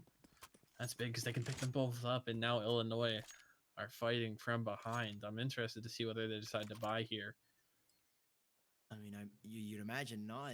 The hero AK kind of failed. Maybe they go for a light buy. Looks like they did buy a pistol. Bakumbop did buy a deagle here, and he's going to give it over to Lobster. Yes, it's going to be a light eco round. A light buy, mainly pistols, majority pistols, and no upgraded weapon for Hefe. He's stuck on the Glock, and 2 AKs retrieved by Redbird. This 1 M4 being picked up by Fax. This could be one of those rounds where Illinois could do some damage, or they just get absolutely obliterated. You never know. You never know. But we'll see what happens. I mean, what can you do? It's they're just looking for picks right now. Redbird still looks as focused as ever, and unfortunately for Illinois, they are fighting from behind here, and they're on the less favorable side of the map, certainly. On the last map, that was kind of in question, and we saw it go to overtime. It was really a toss up every single round. But on this one, Inferno, it's definitely still a CT sided map. And so Redbird off to a very stellar start here, one that definitely is on the back of the momentum from that overtime victory. Yeah, I mean, like I said, Redbird are riding the high at the moment. Illinois, they have to be discouraged knowing that they lost their own map pick in overtime and in that fashion, it's going to be disheartening. And the morale hopefully still reigning high. Falcon Bob trying to find some damage, does do a little bit onto Kanta, but he himself is tagged down to 5 HP. Frenzy is making a move over towards B, does get the dink on the Platerco, and now they're starting to rush in. Viper will find a one off of the AK, caught with his nades out. Frenzy will capitalize as two players fall on Redbird, and the B bomb site is free real estate at the moment for the T sides, settling into a new house, a family-sized house, and they will take it easily. Frenzy tapping through the smoke, finds the headshot onto Disco, and surprisingly, Redbird are shut out of this round. Like I said, could be an obliteration or could be a huge round for Illinois, who are fighting currently an uphill battle. They will look to pick up their first round here in what seemed to be an almost certain Redbird round, but here we are. 4v2 in favor of Illinois. I was gonna say Pi planted the bomb in such a position that they could hunt. Kenta, if they didn't check him, could have gone for some sort of ninja play. But now it's going to be a question of whether he can even survive. And no, he'll get his head taken clean off by Frenzy. And on the back of a heroic effort from Frenzy, Illinois are going to crack themselves into this game and get their first round on the board. Here we are, 2-1. Redbird does still have a buy left in them, and I could definitely see them buying here. This is a map where Paterco could whip out a shoddy if he wanted to, or go on to one of his famed SMGs, and that's exactly what he's going to do. Still a pretty respectable buy, all things considered. Only a couple of kits to work with, though. Hopefully they have those split up between the two bomb sites, and it looks like they do. You know, the kits have been sort of deafening, and yeah, Banana Control, no one, they sort of throw in the utility and just back away immediately. I mean, Balkum has gotten aggressive here, flashing through the smoke. He will find a Viper. What an entry, and what an entrance it was from Platerco as well. Oh, threw his SMG away. He threw his SMG away. Does get the AK in the end, though, but 4-on-4. Viper flashed himself through the smoke. Doesn't really get much from it, but Balkum does find one. A trade, though, from Platerco. Back to the 4-on-4, and rifles across the board for Redbird, and this round could go either way. It looks like Illinois, they will try and edge their way towards the A bomb site. Kanta holding the rotation toward Arch, though. Does he go unnoticed? The flashbang hasn't given away his position just yet. Will hold the angle. Doesn't get it just yet. Now he'll find one. Lobster will fall here, and now they're starting to wrap back around towards Mo. The nade will do significant damage. Pi dropped down to 64. Hefe dropped down to 53. And as I say that, Pi with a double entry frag towards the site, and they shut them down quickly. Nice shot there from Fax to try to crack back into this. It's still 2-on-2 and a very doable retake at that. No utility really left to speak of on either side. There is a kit to work with. Fax finding that first duel on Pi, though, that's going to make this all the more doable. Frenzy's still in a great spot. We saw heroics from him last round. He'll need some more of this here in the 1v2. They line up. Oh, no, they double peeked it. And that was a mistake that they can't afford to be making in this situation. Fax goes looking, realizes that he's just got to hop on this. Oh, it's so close. Oh, Frenzy even jumps across. This is so well played from Frenzy. Does he have time? He might have it. He might have this. I think he has just enough time. Yeah, he has just enough time. The timer just started. Wow. That was so close, and my heart is pumping right now. I like the jump across there. I really do. Yeah. That's a smart play. Unfortunately, he's not able to continue his movement and jump back across to the safe side of the apartments there. That's a tough spray to hit, especially in the heat of the moment, and then to just turn and get on the bomb. That's big, and that's a huge round for them to win too. But unfortunately for them, the loss bonus system that CSGO has implemented has left them with an even worse buy than they had previously. Despite winning this round, they'll be on 2 SMGs, and the XM10, ladies and gentlemen, is in the server. Love to see it. Nade down Banana. It looks like they are going to go for some kind of half wall control here. This is not full Banana control. They will fall off of this, and Disco just going to be hanging out with his homies over towards the A site. He's got the XM10 in hand. I'm anxious to see whether that thing is going to crack some heads here.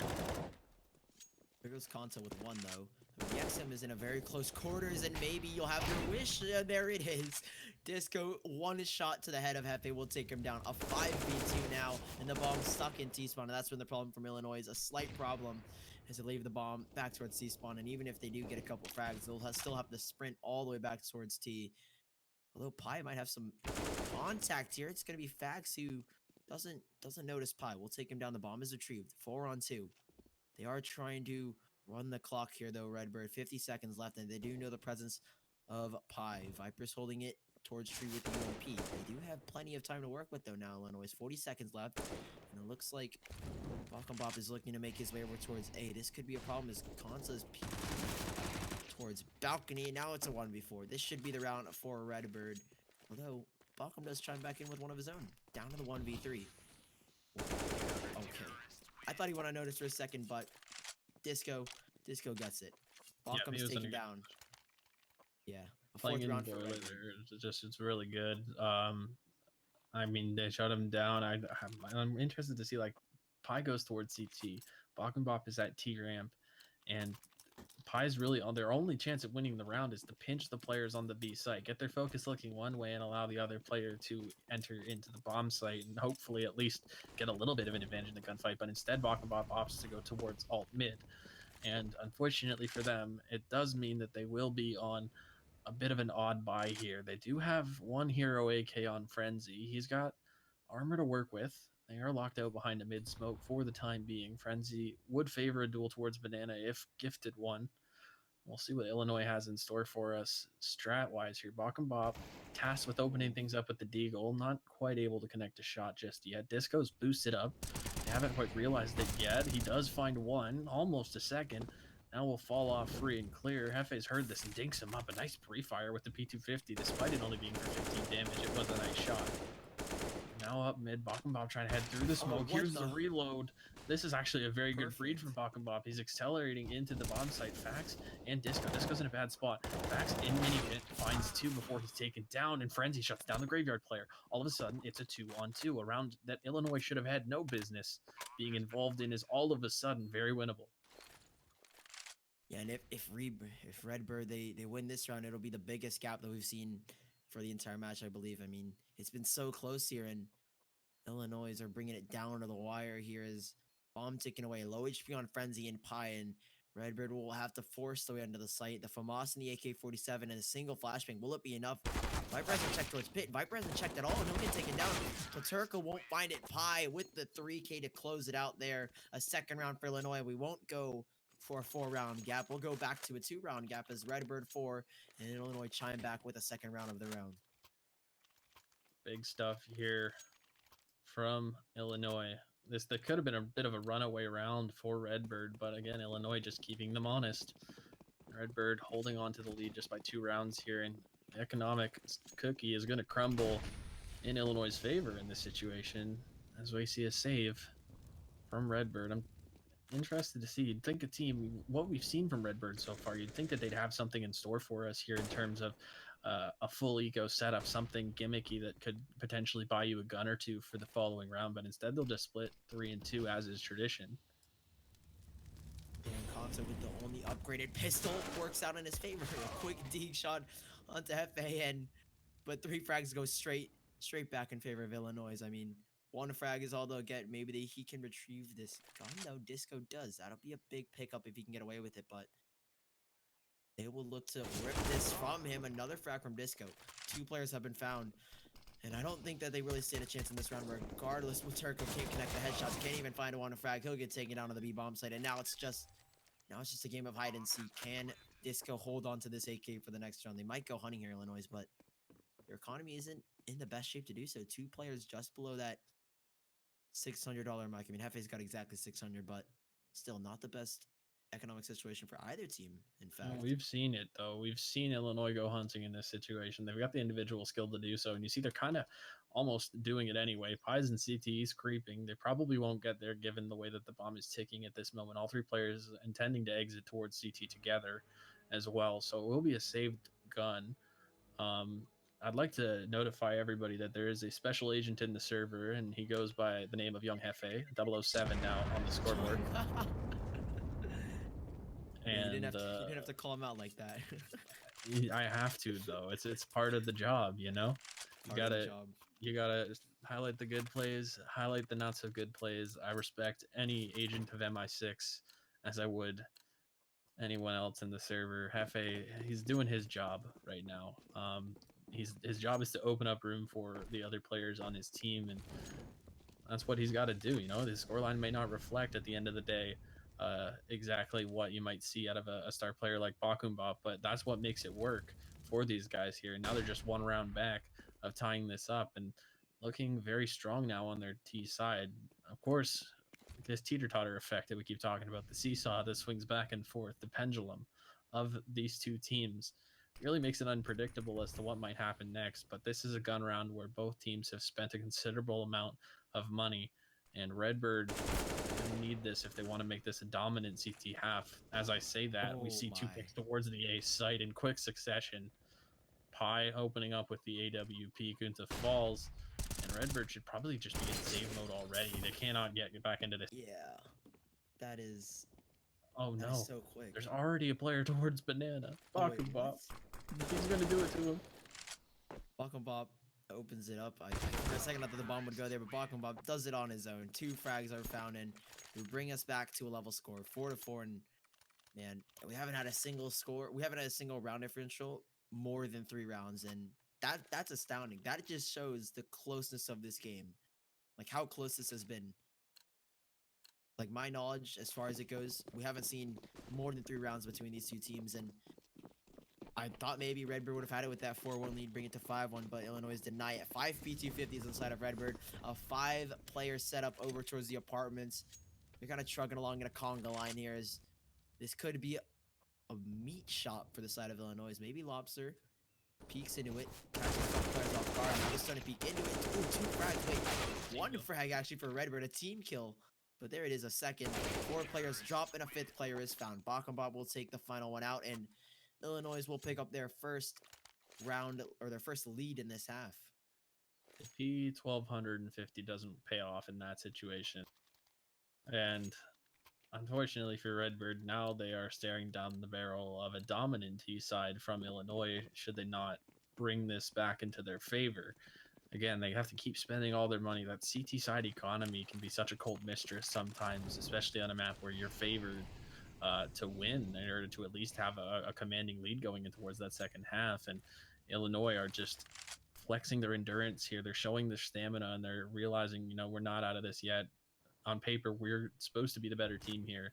And so it would seem early in this map.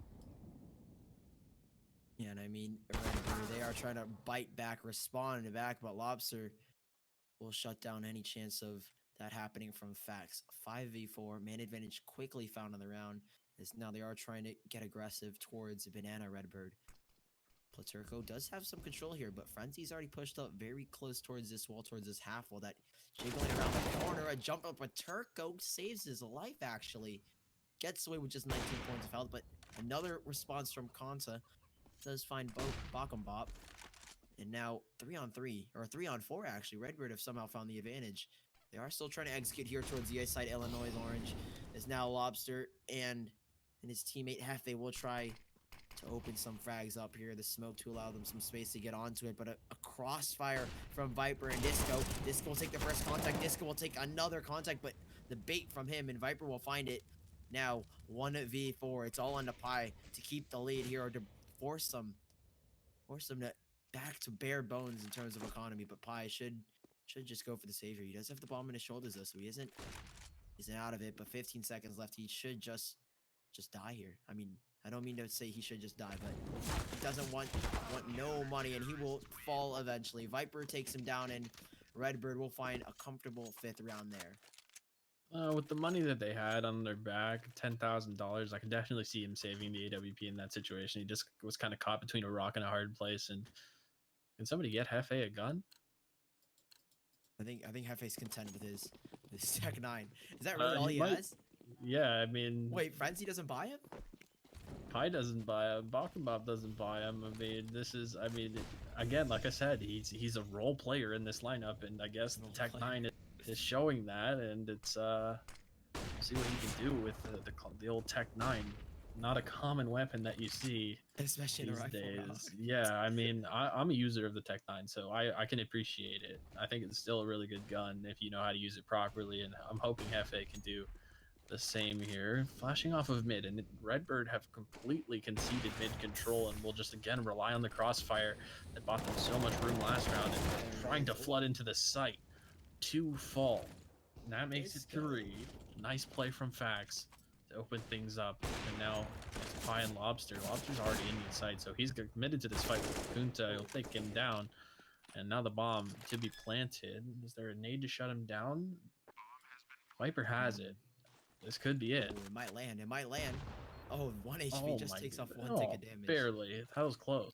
It does nothing to him. Just a lick off of his shoulder. But 3v2. Pi is playing with fire at the moment on 4 HP, going against especially 2 rifles here. Now they're starting to charge into the site, though. Lobster's done significant damage. It will be 1 frag from Pi, but an immediate trade out as Lobster's left to his own. 1v2 to deny it. He's got both players in his sights. Finds the first and a second. A 4K from Lobster to clutch it down to the 1v2. It's Illinois who resumed the lead off of a beautiful clutch from Lobster, the 1v2. And he finds all 3 in the final seconds there. Redbird Esports, they got to be kicking themselves in the head for not being able to get that round. A 2v1, and somehow Lobster pulls it off. I'm just unsure as what took so long for the rotates to get there. I mean, was there a player selling a fake towards the B site? Lobster was engaging with Kunta on the bomb site, and his teammates just took a long time to get there to help him, and took so long clearing out those positions. They really gave him the room that he needed to make that clutch happen, and not knocking against Lobster at all. That was phenomenal stuff from him, and again, rewarding his team with an anti-eco effort now, and a chance to go up by 2 on their T half.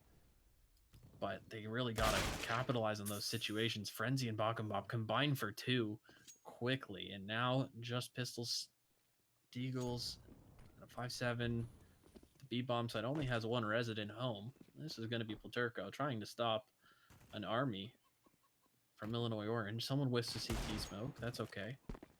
You really don't want to be, honestly, smoking too much stuff off in situations like this. There's a few spots where you can smoke off areas, like, CT's okay in this situation, but you really don't want to give an ecoing player a chance to hide in a smoke and surprise you. You want to be able to support your teammates here, and I mean, it's a choice thing, of course. Yeah, and any economic damage that Redbird can do in this round is everything. And I agree, the smoke towards Coffin's kind of a risk, but I guess they just want to lock it out. I mean, if maybe Redbird was waiting there, it might have proved costly for Illinois to throw that smoke, but it'll be a comfortable 7th round for them. No players lost, no casualties. You know what it does show, actually, is that Illinois Orange, I mean, compared to how they were playing the first map of this series, I think the level of respect that Illinois had for Redbird going into this series is definitely not, nearly at the level they have now. You see the way that they're playing; they're definitely respecting their opponent a lot more. They still have the lead; they still are in the driver's seat, but they're playing this a lot more carefully. Whereas in the first map, you saw them, kind of dying in the back and not quite rotating properly. Even in the second map, they were forgetting the bomb and just trying to play to their speed and skill. I enjoy to see a team, gaining respect mid-series like that. Yeah, definitely. I mean, Illinois, they struggled. They struggled on those first 2 maps. I mean, they were lucky to pull off even the first here, and ripped out of their hands was Redbird, who took the second map, and now they're fighting for their lives here. Both teams have lost their first map in this series, and it's been record-breaking at the moment, I have to say. Hefe and Lobster making clean work of the A site to get the bomb down, and what should be an 8th round as Redbird aren't even moving. They haven't even moved towards the A site. They can't. They have to save. Yeah, Fax is just going to maybe get some eco frags, but yeah, Redbird, they have to go for the save here, and Illinois are just running over the CT side of Redbird at the moment, and dominance so far. Dominance is all we've seen at the moment. It's definitely, this time it's not necessarily a disrespect thing, I think, in the way that they played that. I think that they're just changing the pace now to throw off their opponents. They played slow in situations where they need to, and then in a situation like that, again, like I said, Hefe's there to make room, and he does exactly that. He opens up the round with a great entry frag, and now they're conceding a couple of rifles, but they definitely have the money to do so, and this could get dicey towards Banana here at the end of the round. There's a flash in that'll keep a couple blind. Hefe's just trying to bait out shots. This is a game of chicken at the bottom of Banana, but no one bites. And we'll see this is likely attack pause coming out for the side of Redbird. I would have to say. Now they've I mean, they've lost the half essentially. They cannot win the yeah. half, and unfortunately on Mirage we saw this already. So it's again it's not over per se, and it's definitely a very close game. They can bring this back. They can get these last two rounds. They got to decide whether they want to buy into this one, and I think they should. Um, that's an easy decision for them to make. But the money is booming, the confidence is flowing, the shots are hitting for Illinois, and now we're going to be looking at a situation where Redbird needs to gain their confidence back, and they need to trust in their crossfires and their setups. And if you're on the side of Redbird, what are you really talking about? What is this tactical going over? What are they discussing? I know you yourself are an IGL, and I'm clearly not as experienced as you are in terms of game sense and tactical awareness in CS:GO. So I gotta know, what are Redbird actually talking about? Like, what could that tactical even possibly go over? I mean, they've been dominated so far in this later part of the first half. Sometimes it's just a breath to calm down, realize you got to take every round at its own pace, not worry about what happened in the rounds past. It's already done. It's over. But at the same time, they've got to talk about the rounds that they've won and what were the keys to those rounds that they did win, and try to implement that. So again, you're seeing here a situation where they've gone for early banana control, and now they're not quite giving up brackets without a fight right away and trusting in the crossfire on site, because they realize now that that setup has been broken for them. Although Kuntz is in a rough spot here, he's got to peek into the op and he'll fall in the fire, but the trade is there. Again, they've gotten something out of this brackets control, and this is exactly what paid off for them. Fax is going to chime in on the lurking Halls player, and now just one in towards mid. It's Pi, and Redbird looking to at least get a little bit back into this. They've got a sixth round. 9-6 scoreline would be phenomenal for Illinois. It's the first 9-6 scoreline in the entire series, and so far it's still pretty close. 6-8, last round of the first half. Redbird, they I guess that timeout really did work for them.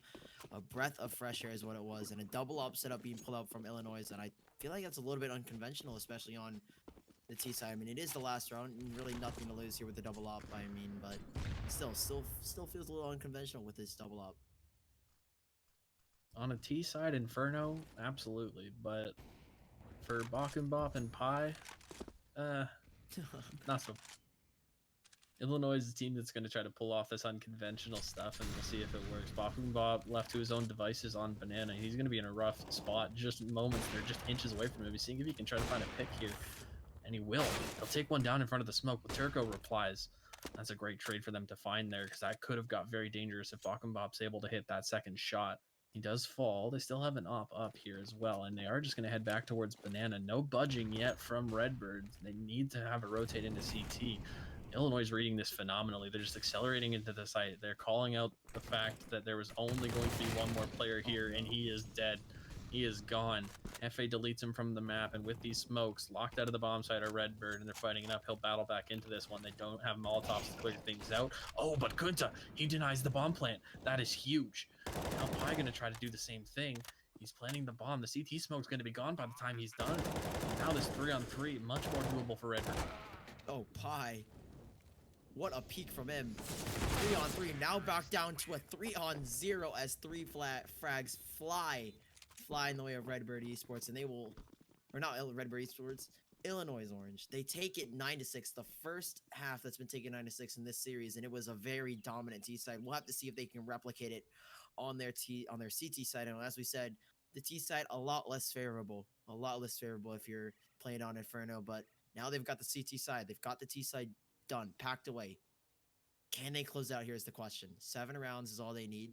16 is the golden number, but Redbird are on an uphill battle once more against an everlasting Illinois Orange, and it's going to be one heck of a fight for Redbird to pull this one off. We'll see. I mean, oh, thank you, Kybird. That's my boy Kybird in chat.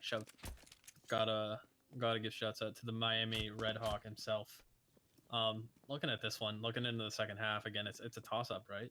Illinois has the advantage. They did win the half, as you're mentioning here, but the key to victory for Redbird here is going to be to play a strategic game, to not allow any kind of individual aggression.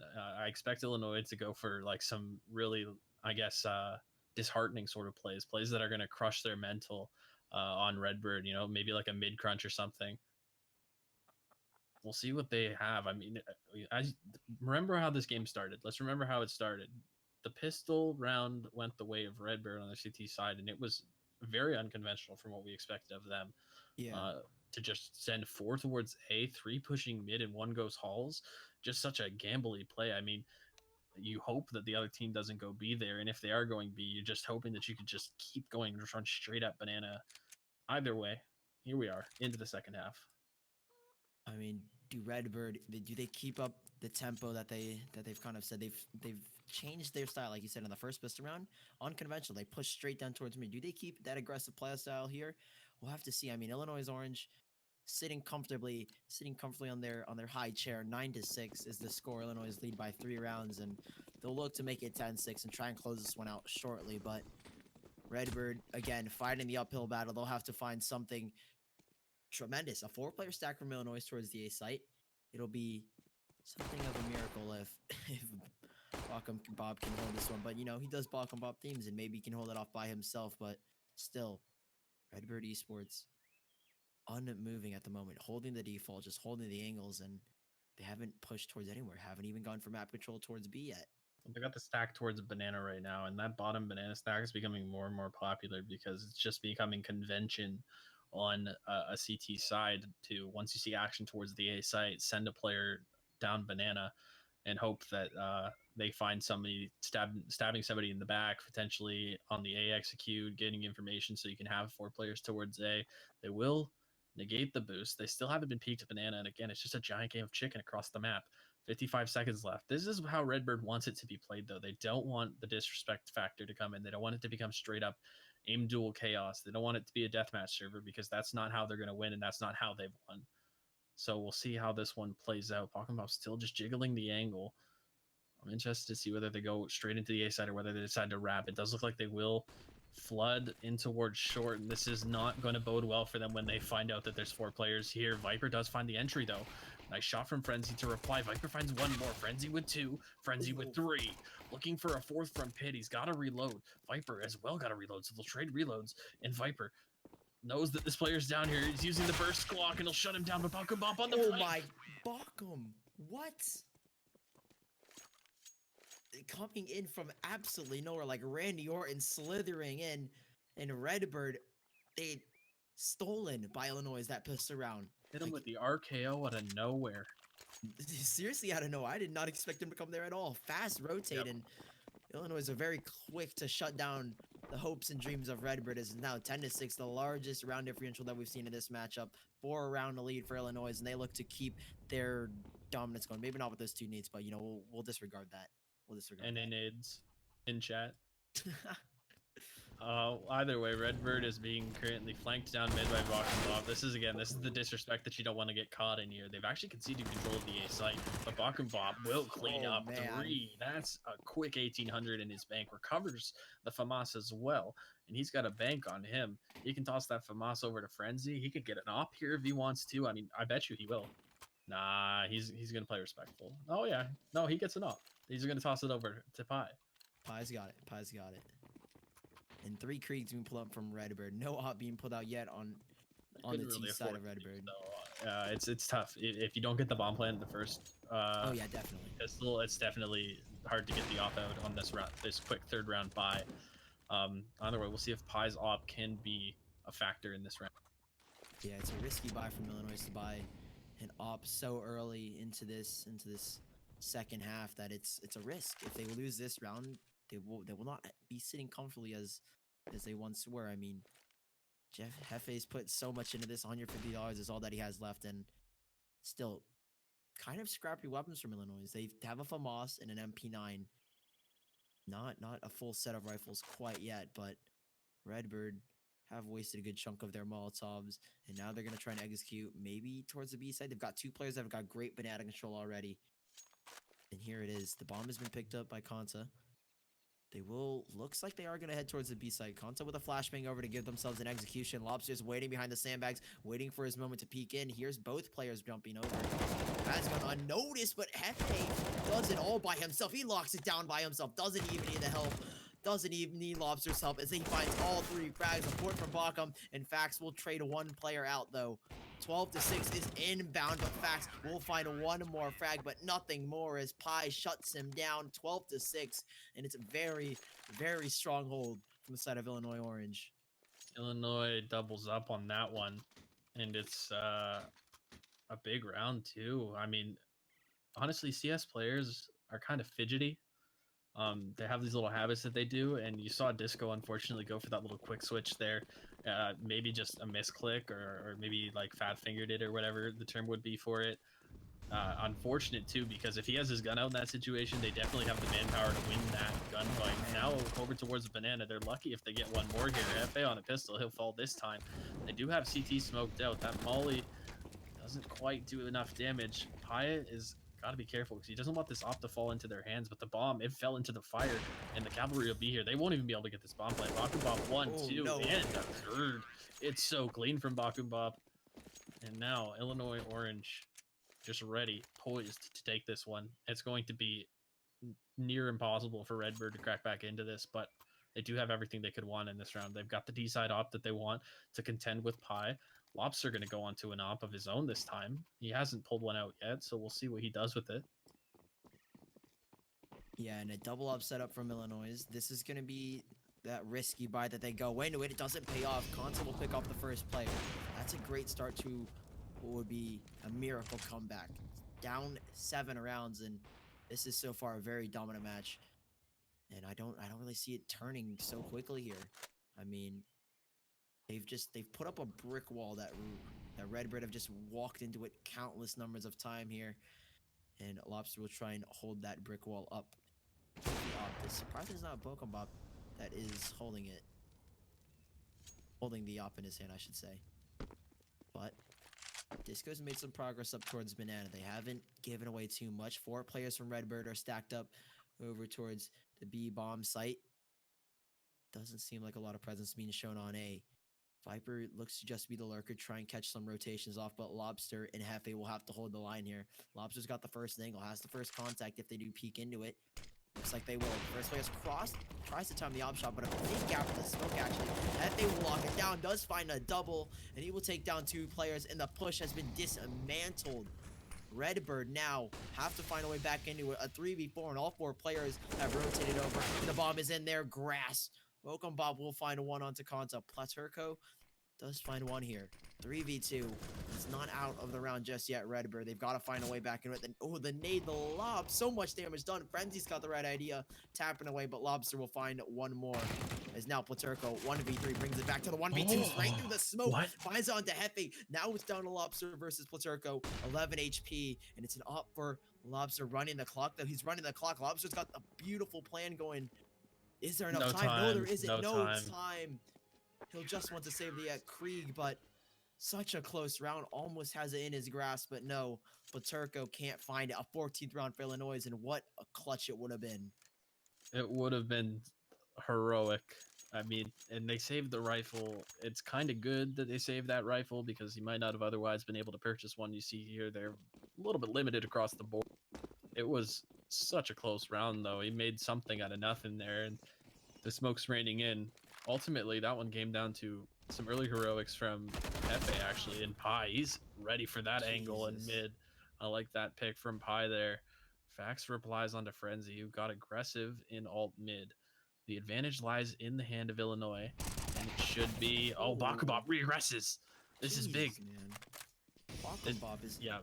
He's on fire. This is the game that that Redbird can't get caught into playing. Illinois is now finally doing what we kind of expected them to do in the first map of this series. They're getting aggressive. They're flexing their individual talent. Bakumbop regressing there is just a perfect example of that. Now these 2 players locked out in alt mid. They're scared of literally every angle right now, and for good reason. They will find the first kill, and that does make this doable. Now it's a 2-on-2. They do just need to stick together and play some trade CS here and hope that they find an individual duel on towards this A site. I mean, Hefe and Lobster, we've seen them lock it down on B. Now they'll have to lock it down on A here. Lobster has got the first contact. Fax will fall. 1v2 now for Platurco. And here it is. He's got to find it. An incredible clutch it has to be once more. Has to give his team a lifeline to keep them off of match point. Platurko flashing his way out doesn't do much. Lobster not even affected by it, takes down Platurko, and it's a match point for Illinois. This is looking dire. A dire situation and a glum situation for Redbird is now they have such a scrappy buy, and it's match point for Illinois. This should be a 2-1 victory for Illinois if all things go right. 9 rounds to do so, and I don't see in any universe where they let this one go. Yeah, there's really not a lot that is going to be able to be done here. They've got a single Krieg, and that's really the only respectable weapon on this side. And again, like I said, once Illinois gets rolling with their aim and their talent, we'll see what happens. Bop in mid, he's going to find one and a second with his A1S, but he's traded out. And all of a sudden, there's a single player home on the A side. He's in Halls, and Redbirds seem to have a pretty good idea that that is where that player is. Viper, in fact, will just take the duel and win it straight up against Frenzy. Individual fight now won, and Lobster, he spots Viper, who's low, and Viper can't escape. He needed to just stay put, and instead trying to reposition will pay the ultimate price for it. Now Lobster behind the smoke, looking for one. He tries to hit the flick shot, not able to connect. And this is interesting now. Without that shot hit, there's a chance. There's just a moment here where Redbird can capitalize on this. They're being volleyed out of sight. Fax comes in with a big kill, looking for the other, and he'll find it. Redbirds stay alive. They live to fight another round. They're not rolling over just yet. What a close round that was. I thought maybe had Lobster found that flick shot, what a flick it would have been, not to mention. But if he found that, it would have been all over for Redbird. But luckily they do keep themselves afloat in this ocean of despair, as I said prior. But a very weak buy from Illinois. Something that you wouldn't expect when they have been playing so dominantly. I mean, their economy should be built up already, but it looks like they just don't have anything to buy into this one. Here it is. A light buy, a scrappy buy, a UMP, and an M401S are the major weapons that Illinois Orange have. And now they're starting to push into it. Disco full white, but catches him off guard just a little bit too late. Platurko to find Hefe. And now Pi peeking into it. The flashbang catches Kanta off. And now Frenzy with another. A 3v3, surprisingly. 2 players found for both teams. And now the bomb will go down, though. But do Illinois Orange actually go for this? Is it really? It should be worth the risk. Nothing to lose here. Really nothing at all. No kit, though. They've got so many rounds to work with that I can see why they're going for it. But of course, saving the AK and the A1S would not be a horrible call. And I think Bakum's already kind of realized this. He's kind of backing off. They're just going to hold towards Banana right now. They've got nothing really to work with. He was thinking about it for a second, but again, they're just going to decide to back off with this. They've got a Galil to work with, which honestly, the magazine in that gun is actually 35 bullets, so if you use it right, it can actually be very beneficial on the CT side, not having to reload as soon as you would with like another rifle, such as even 5 bullets more than the A4, despite the lack of power that it has. If you know how to use that gun, it can be pretty good. So we'll see what they decide to do with it. Now they may decide to force into this round that they'd otherwise be saving in because of the saved rifles. Yeah, and not only just because the tremendous lead they have, and it looks like they will. They've got 3 rifles already to work. Oh, they're just going to toss the Deagles just over. Eagles, just Eagles. The Deagles that they used to recover those rifles in the previous round are tossed over to the players who are inevitably left to save in this one. So again, the respect factor is coming out here. Illinois realized that there is a very real possibility of choking this, and so they're going to play it. Play it safe, but no. 1 frag found by Lobster. 4 on 4. I mean, Hefe down to 24 HP, and so far it's pretty good for Illinois. The economy damage that they've done, Hefe could find a second there. No, just a tag on a disco, a light tap on the shoulder, brings him down to 66. AK thrown on the map, very smartly done by Redbird to not allow any chance of a retrieval from Illinois. Wait, did he just knife his teammate? I think he did. Yeah, he just did. So a slight blunder there, a slight blunder, but it's a love 3 tap. players, yeah, 3 players stuck on the B bomb side for Illinois. They should possibly go for the savior. I mean, it's the right call, is it not? They should save the AK again if they can somehow recover the A1S, but I doubt it's in a recoverable position from where Bop has passed on in this round, and so they won't recover that rifle. And instead, they're looking for it. They know that it's out of the map here, and they're gonna try to.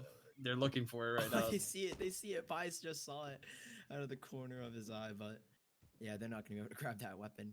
If you have a frag grenade, it can be done. I've seen it happen, but unfortunately, that is not a luxury that a saving team is going to have in this Yeah. situation. So again, you mentioned that they're being smart, they're throwing the gun out of the map, and despite steering the end of a long, hard fought best of three in the barrel, I mean they're just doing everything right at this point that they need to do. Now they're only 6 rounds back.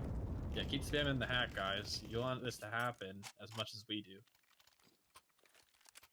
So Yeah, I mean, you gotta say what you gotta say what might happen to this game again in order to make it happen again. to curse it, I You think. curse it. Oh man, this now you put me in an awkward situation, but I think Redbird will get double digits here. I feel like Illinois they're getting a little bit too cocky. They're getting a little bit too cocky, but hopefully they'll be humbled eventually. As Pi, not humbled at all, will go for an aggressive up peak, but forced away by the Molotov. It seems that Illinois have started that slow trek down towards humbleness. I mean, they've gotten a little bit more aggressive, a lot more confidence on them, and they have been playing a lot more aggressive angles, and it has been paying off. But Redbird have fought back valiantly. 9-15 is the score. Match point for Illinois, and Redbird are fighting for their lives here in this best of three. You got to keep going in this one. I mean, what other choice do you have? And you see now they're just going to head towards B site. Now, we've got an off angle from Lobster and Hefe right beside ready for the trade. Lobster just trying to take the fight, and that flash is good. It's even better than good. This is going to give them the opening into the B site, and just like that, we might see a 10th round from Redbird. Though that was a very aggressive setup played from Lobster and Hefe, and interestingly, they have those two playing together in a site. Bakum is going to be smart to this angle. He knows that there could be a player push through, and he'll punish him for that. Should be able to recover the AK, but this is, again, still quite the task to get back into this. They've got a little bit of utility to work with to flush these players out of position. Bakum cannot quite aggress past that Molotov at this moment in time. Instead, he'll just burn him alive. As Fax stands right in Bakum's mixtape, and it's going to be a save 3-on-3. He's just going to deny these guns. Oh, he'll fall, but Pi, he's going to shut one down. He's in CT. Oh, He keeps going. He's going to get another one. And Viper, the only surviving player. Of course, it doesn't really matter much because Redbird's just going to spend everything they have into every round for the rest of this one. And if they are to make this comeback happen, then it's going to be they're going to, have good money all the way through at this point. And Illinois are going to be able to buy back into this because of the saved rifles that they have. They've got the double op setup going. We'll see what happens in this one. That second op towards the B side might be what they need. Yeah, this is a nail-biting matchup. I mean, Redbird, they've bought themselves back into it. Double digits, a comeback in the making is what it was a couple of rounds ago, but now it really is coming to fruition here. 10 rounds to 15. Illinois Orange staring this series in the face. I mean, Redbird, they've put up such a fight against what we expected to be such a dominant team, but no matter the case, they have played very well, and here they are trying to fight it once more to bring us to a possible overtime. I mean, Illinois Orange, 5 rounds to do so.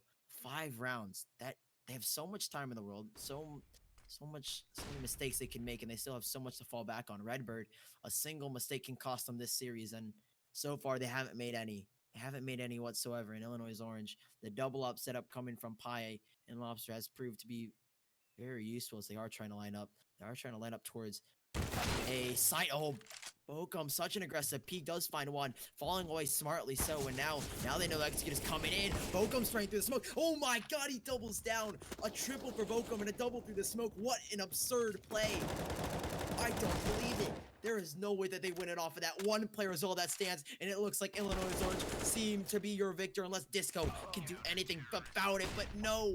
Illinois Orange are your victors of this insane series. 2-1, they win the series on Inferno. What a round. What a way to close it out. You know what? Honestly, it's been a long evening of Counter-Strike, and it's been a well-fought evening in Counter-Strike. This is exactly what you could have asked for in an interstate matchup like this, a rivalry between Illinois State and Illinois. Of course, Illinois does come out on top, maybe not by the margin that we expected or even they expected. They probably expected a 2-0 here. And of course, if they do take the victory, they will maintain their perfect record here in their best of 3 so far in the season. Illinois State taking their first loss in this situation. But honestly, hats off to them. They've fought really well. They should not go away from this game with their heads down despite dropping this one. I mean, they fought tooth and nail every single round. They really brought their A game, and we saw, the product of a team that has obviously spent some time together and can dig deep in a situation like this. So I don't expect, I don't think this is the last time we're going to see Illinois State esports in this league, or at I least mean, until playoffs. I mean, we can definitely expect these guys to continue on the rampage. Other teams should take note and maybe be a little bit scared of these guys, despite them, being an 11-5 open team in ESEA. They showed a lot better than that to be playing against the likes of Bach and Bop and Pi, a very accomplished top five team from last year in Collegiate Star League. I mean, I have seriously no words. What that is such a way to close out the game. I mean, like you said, no one expected that Illinois would bring it bring it to that close. I mean, Redbird, they bring it to such a close series, 2-1. It goes right down to the wire in this last map. You maybe thought a comeback was in the making, but it's denied quickly and swiftly. And I have no words besides I appreciate everyone coming out tonight. And anything else from you? Um, no, I mean, like I said, I'm very, very happy to see Illinois State esports there with their how they showed up. Again, like I said, walking into this, they absolutely made me eat my words because I thought this was going to be a quick 2-0. I thought I was going to be in bed watching a show by now, just being the old boomer self that I am. And unfortunately, it's a little late for you tonight, Sully. It's 8 o'clock Just a tomorrow for little, a just school day. just a little. But I'd like to thank Collegiate Star League for having us out. Of course, I'd like to thank our sponsors, GameStop, notably. Go to GameStop.com/esports. You guys can check out the GameStop weeklies tournaments. Those are tournaments happening across all different esports, lots of different titles. You can probably get your hands on some good prizes if you feel like competing. So definitely check that out. Make sure you guys check out Collegiate Star League's website at cstarleague.com. And you can check out all the standings and all the information, all the players and all the teams, all the universities that are involved in the league. I'd like to thank them for having me and Sully out tonight as a little short notice, but hopefully you guys will be seeing more of us in the future. I think that's it from us. Yeah, that'll be it. So thank you to everybody who came out tonight to hang out in the chat, and we'll see you guys soon.